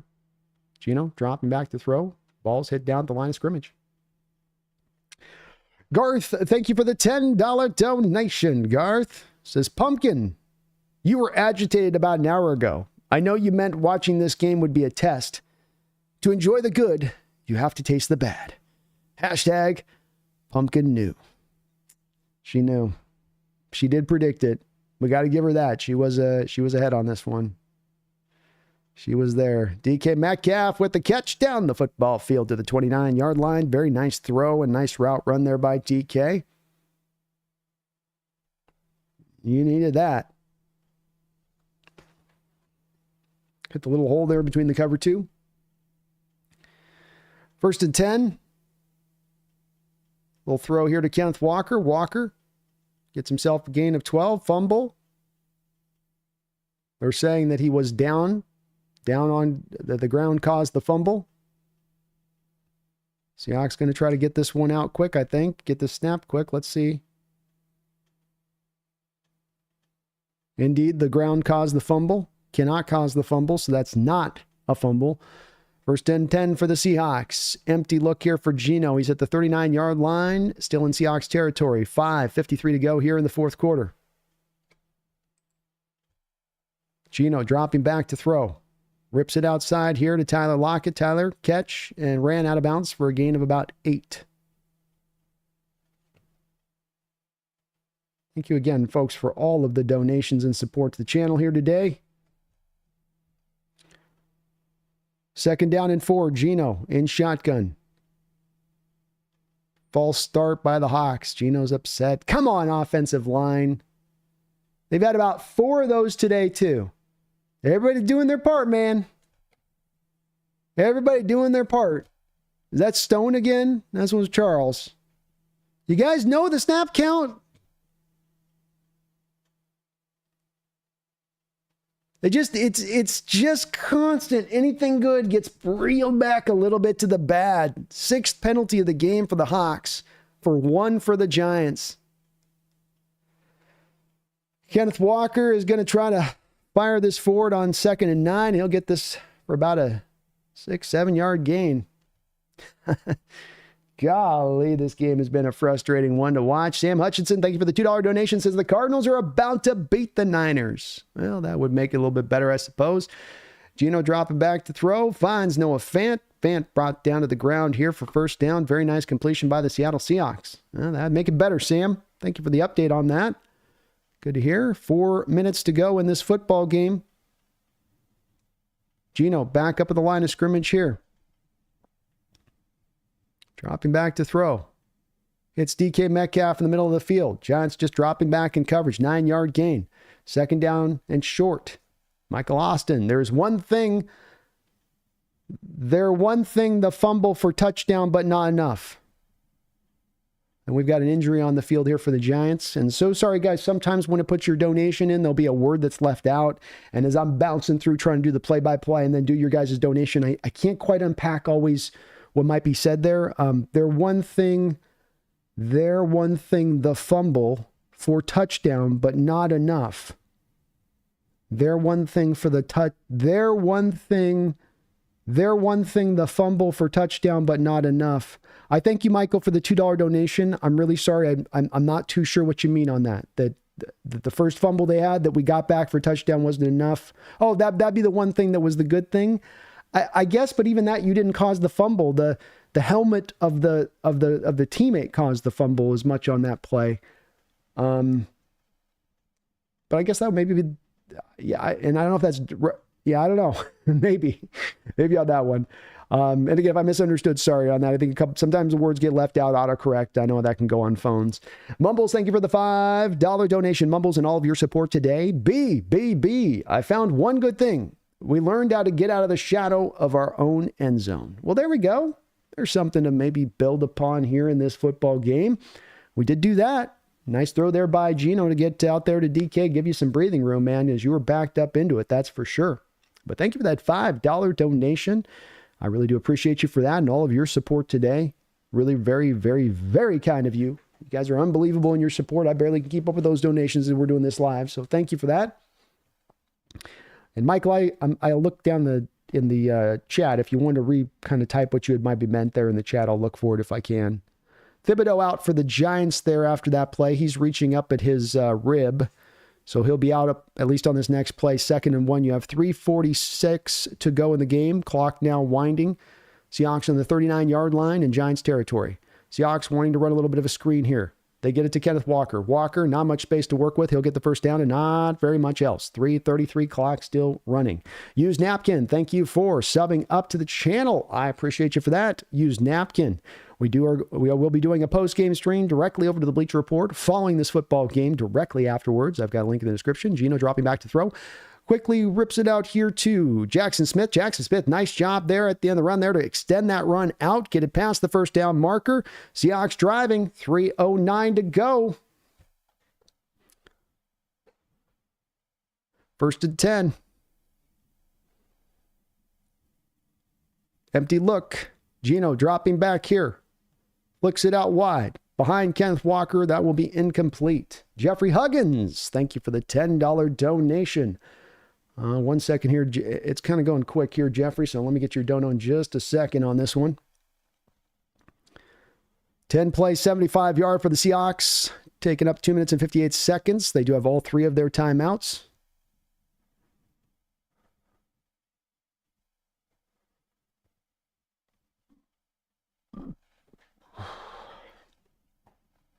Empty look here for Gino. He's going to bring Walker back into the backfield with him. Dropping back to throw. Hits it to Jackson Smith and Jigba. Jigba taken down for an 8-yard gain. Jeffrey says, I've been absent for a while because I will never support Gino. Why would he slide in that situation? Daniel Jones would have slid. We're making the Giants look like good team. Inexcusable. Dropping back to throw is Gino here. Hits it out to Kenneth Walker in the flat. First down to the 5-yard line. Hawks want to try to get this score before the 2-minute warning, if they can. I would not, Jeffrey, in no way would I push back on him not sliding there. And quick snap here by Gino. Come on, Gino. He'll throw this underneath to Jackson Smith there, incomplete. When it comes to the decision-making there on that play with Geno Smith, I wouldn't push back at all that he's got to fall forward there and not take the slide and be ready, understanding of the situation in that moment. That's completely valid criticism, and I did definitely say it to in the moment. I think that one thing that is always with this on the Geno stuff or anything stuff with it is that, and we'll get to the 2-minute warning here. 1 second here. All right, 2:13, Geno and shotgun, 3 wide to the far side of the field.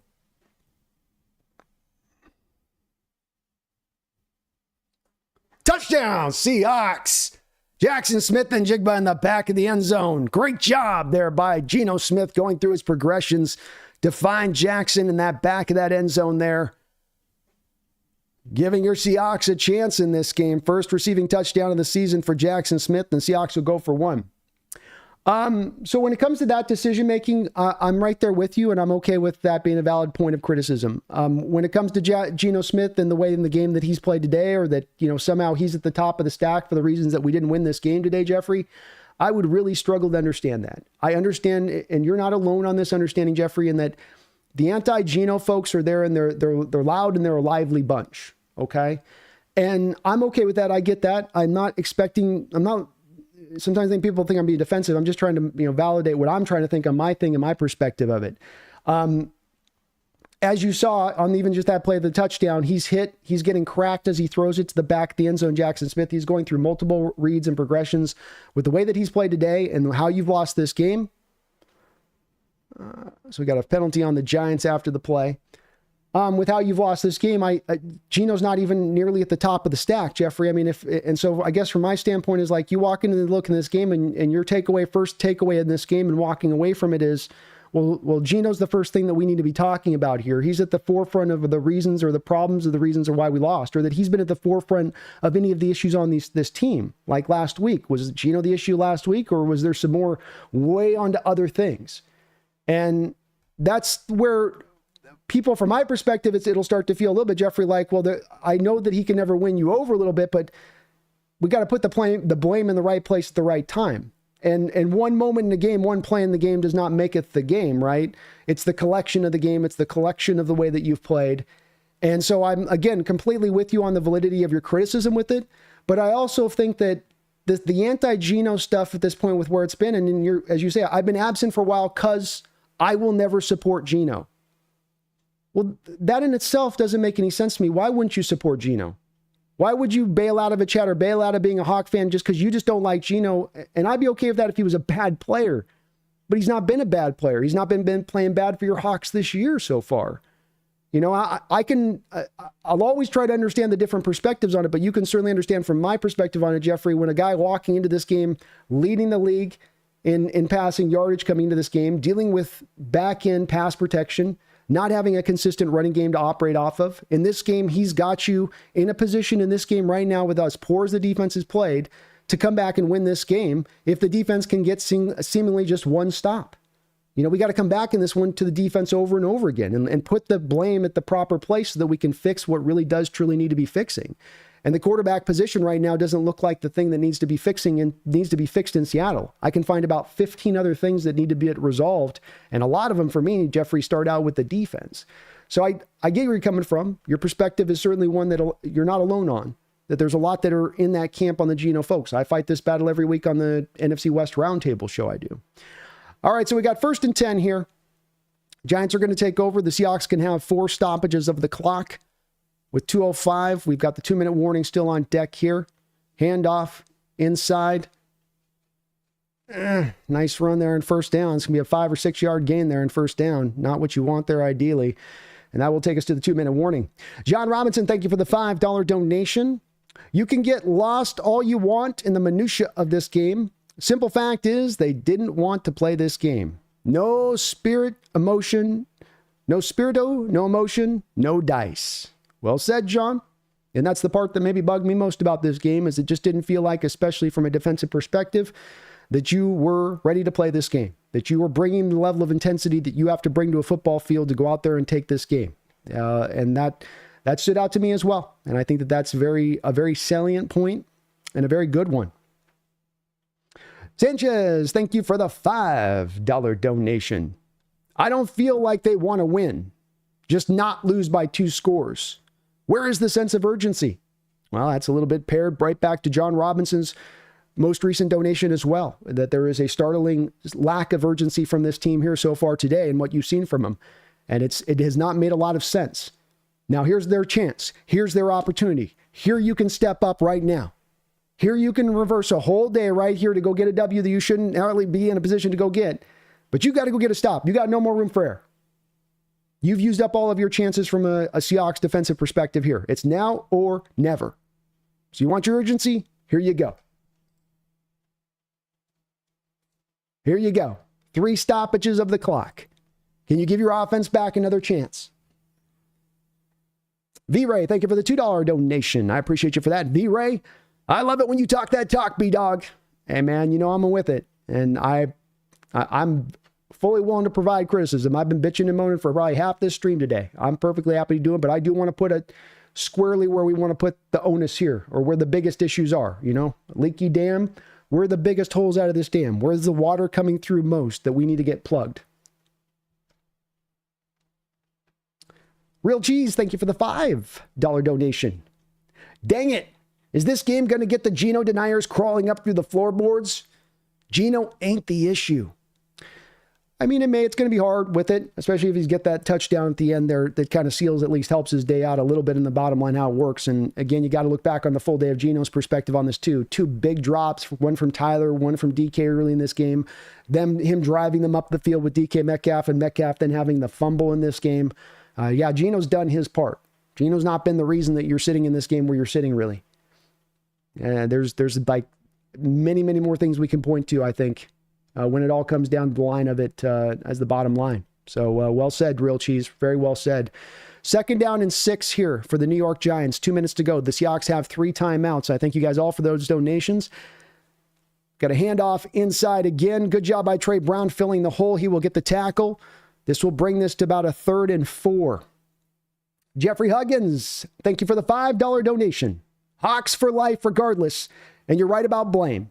Geno's much improved, but to me, same as with the Jets and Giants, which is why he was allowed to start. Well, I'll get into it, and I don't ever want to make it seem like Jeffrey, because I think sometimes I do not as good a job about this as the Hawks did call a timeout, of getting across the fact that, I might push back on a perspective, but every perspective is really welcome here in this chat. I might push back on it. I'll always do it respectfully if I do push back, but I also know that I'm not the grand poobah. This is just certainly from my point, Jeffrey, my perspective on it too, and yours might eventually be proven out to be the right one. As I said, you're not alone on that. There are others out there in that kind of camp of things. 3rd and 4 here for Daniel Jones. He's in shotgun. And I wonder if they're going to run a little read option with Daniel Jones here, wouldn't you? They've had some luck with that today. They're going to drop back and try to throw it. Ball will be incomplete. Incomplete. Nehemiah Pritchett, the rookie out in coverage in Auburn. They were trying to run a little rub route there where the Giants, kind of the a la Super Bowl play from the 2nd Super Bowl. Brian Daboll wants a hold on the play. Might have a little bit of a case there. It was right on the line. I'll tell you this, Wan'Dale Robinson's running a pick where he runs over his guy. So if Brian Daboll wants to bitch and moan about a call there, your guy ran over our guy, which we got called on last week with Tyler Lockett, and that was no call there. So the officials on the play were consistent in their call, at least. We got a punt. D. Williams with some return to work here. He gets outside to the 32, drugged down there at the 34. So the Seahawks have plenty of time on the clock. 2 timeouts, 1:40 to go in this football game. Thank you, Jeffrey, for your double donation. Appreciate your perspective, where you're coming from.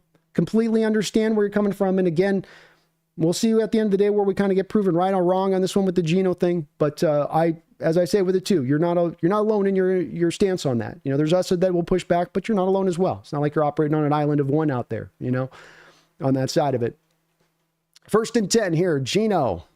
Chance here, get a 4th quarter comeback. Empty look for the Seahawks. He's going to check this. Gino dropping back to throw. He's going to go ahead and run. He's got some space to work with. Run, Gino. Run, Gino. Run, Gino. Woo! Geno Smith with a 25-yard run. The Giants, no spy on the play. And Gino got out there and let loose there, stopping the clock at 1:32. Giants got a little bit out of their lanes there. Lawrence really got widened out of his lane. And Seahawks already down into the outside edges of field goal territory. Boy, Jackson Smith did a good job of selling that. he had it sold that they were throwing that ball down there. Seahawks on the 34-yard line in Giants territory. Gino, timeout. All right. Just took a long time there to get back up the line of scrimmage there after that big play, and they had to call a timeout and blow one there, but one of the benefits of at least getting up the field quickly here, they've got plenty of time to try to push this thing. Plenty of time. And folks, we will be doing a direct post-game show over on the Bleacher Report right after this game. So if as soon as this does wrap up, we will be bouncing over there directly. You got to download the app. I've got a link directly pinned at the top of this chat right now. You can directly link to that post-game show, but you do have to download the app in order to do it. So, all right, Gino here in shotgun, 39-yard line, 1st and 10, 1:32 to go. Hawks have 1 timeout. Walker to his side, 3 wide receivers to the far side of the football field. Too high look from the Giants. Gino dropping back to throw. He's got Noah Fant. Fant rolls forward here to about the 28-yard line.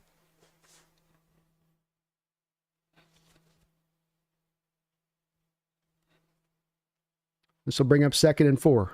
Gino coming back up to play here. Giants run a little mock blitz. Gino going up top here to Tyler Lockett. Tyler looking for a penalty. I don't think he's going to get it. Looked like good coverage to me on the play by the Giants defender. I'd have to see again, but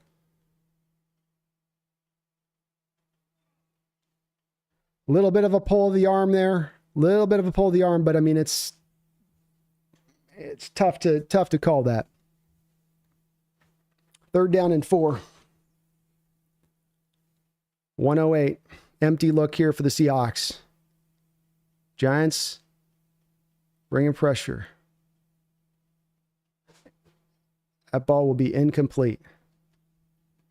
So what did the Hawks do here? 4th and 4, go for the field goal, tie it up.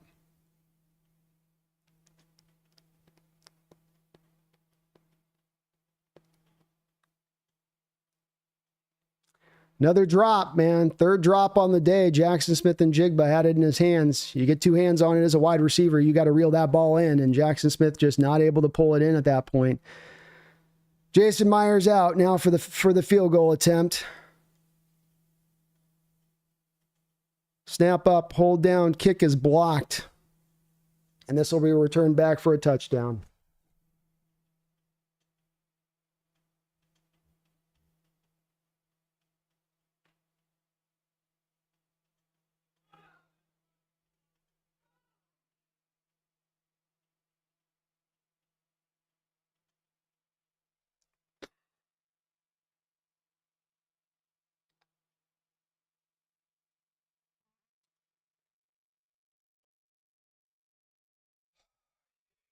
Boy, just huge hole there. It wasn't even a hard block. The guy just blew through the hole. I don't know, somebody blew their blocking assignment or somebody just decided to not block on the play. Yeah, he just jumped. Isn't he not supposed to be able to jump over the guy? He jumped over the guy. Why don't they show the play the way where it's at? They got to show the stupid. I thought you couldn't leap. Are you able to leap or not?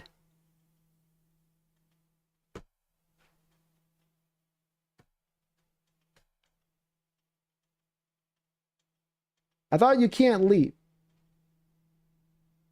Mumbles, thank you for the $5 donation. Man, I know what I'm going to hear from urinating trees this week in sports ball. With our talent, here I come to save the day.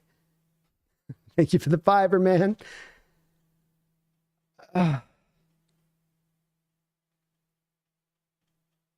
Leap through the gap.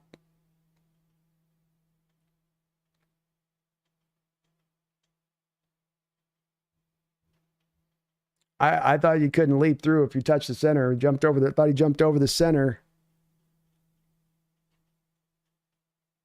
I thought you weren't supposed to be able to do it, but I don't. They're not gonna call it. So I don't. It's definitely not this game came down to, isn't it? This game's a lot more than that. Brutal ending though. Brutal ending to a brutal day.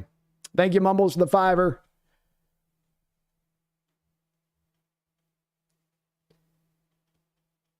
Richard Stewartson, thank you for the $5 donation as well. I appreciate your guys' all of your support on that side of it.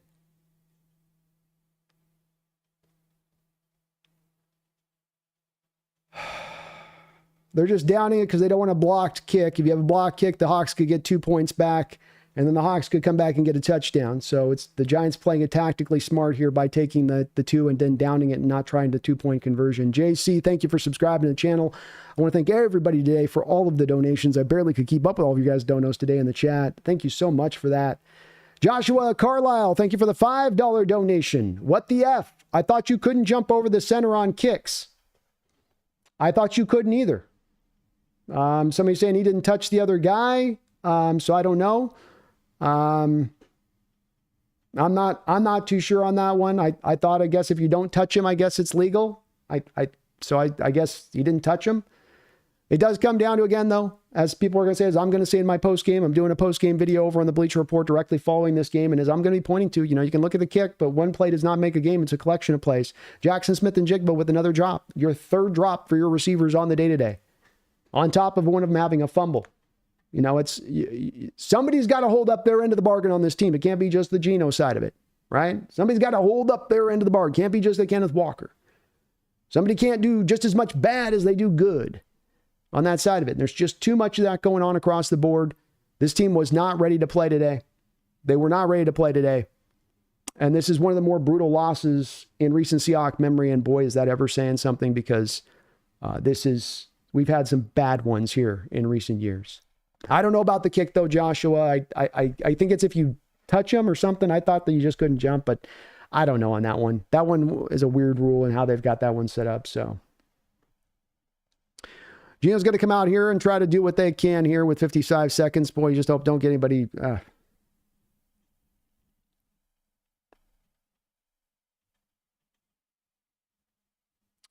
Gino's going to be sacked here. I would just call this a day, maybe. Yeah, just kneel. Evanberg says just kneel. I might just do that as well at this point. You got to go score a touchdown and then get down an extra point. It's tough. I thank everybody today for watching. Please hit that like button if you could on your way out the door. If you could for me, it does help me out. Samuel Carlson, thank you for the $2 donation. He says he was lined up in the A gap, so it's okay, sadly. Oh, okay, because he's not over the center. That makes sense on it. That's where I'm a little confused on that one myself from that rule. Thanks for clearing that up there, Samuel. So it makes sense. Definitely your guard, Lakin there, just sort of dropped his head down and got super low and opened up the door to be able to jump over the top of him. That's for sure. Devin Martzall, thank you for your $5 dono. Appreciate you for that. It's allowed if you're lined up on the line. I guess it's what they said. That makes sense. If it's not over the top of the center, then, that adds up. That tracks on that side of it. Definitely does. Fant catches this and he'll get out of bounds. 41 seconds to go.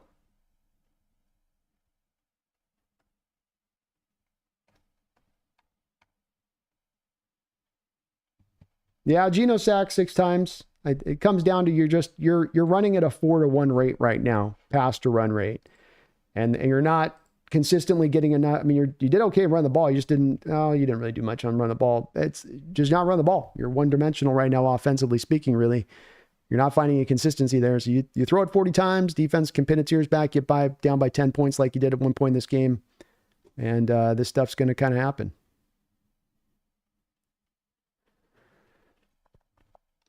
Please do again, folks, if you could, for me.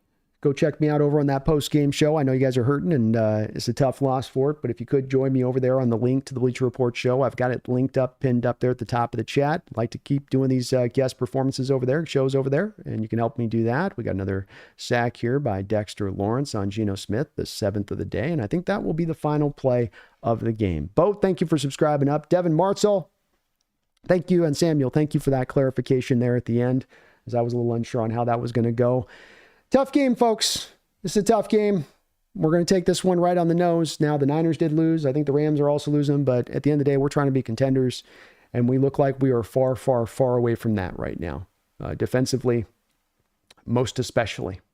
Really, really tough game. Everybody did their part, even the special teams jumping in there at the end to get the block kick. Everybody kind of, all 3 phases, worked to help to make sure that you weren't able to come out with this win, and tough loss. Really brutal loss. Couple donations, finish it up, and then I've got to bounce over to the Bleacher Report. MJ Seahawk, thank you for the $10 donation. He says, I feel like we looked past the Giants and we're looking at Thursday night. We need to improve the offensive line. I definitely don't know if it was that they were looking to Thursday night, but MJ Seahawk, what you're saying, I think is a common refrain heard today here on the channel, which is that the team did not look ready to play today. The team looked like they were just not ready to go. That's the best way to put it. And maybe they were looking past. Maybe that's the reason why. Maybe you thought you could just handle the Giants, but you certainly were not ready to play in this football game. Great point on your part. Thank you for that donation. And I agree with you 100%. Don't know where they're going to be able to improve the offensive line. It is kind of stuck with where it's at right now. Don Mata, thank you for the $5 donation. He says, I put this on McDonald. His defense got cooked. Dude had to be better. The offense was horrid, but we were supposed to win on defense. Amen, man. Amen. We'll finish it up with that comment. You should have been better on defense in this game than you were. McDonald did a lot to be very soft with his own defenses. The team's not tackling better. There's a lack of intensity. You didn't have this team ready to play after it got embarrassed on the defensive side of the ball on Monday night. I'm not going to say inexcusable is the word that comes to mind, but something very close to that. And it's got to land on his table on this one. Do more defensively to take it to these offenses. Stop sitting back in soft zone coverages, trusting a front four that's not getting home. Agree with you completely on that, Don. Hopefully he finds some adjustments for this defense moving into the future, because this is ugly to watch when you're running it this way, especially if the team's not going to be ready to play, especially if you're missing a high level of intensity that was absolutely absent from today's game. So we'll see if the Seahawks team can turn it around. Another embarrassing loss, but another quick turnaround once again here for this Thursday night game coming up here against the 49ers. So we will turn this around fast. I'm going over the Bleacher Report. Please click at the top, the link in the description section above. I'm going directly over there for a post-game show. I thank you guys for watching today. Please hit that like button. We'll be back again here soon. But until that time, please don't you ever forget, go Hawks.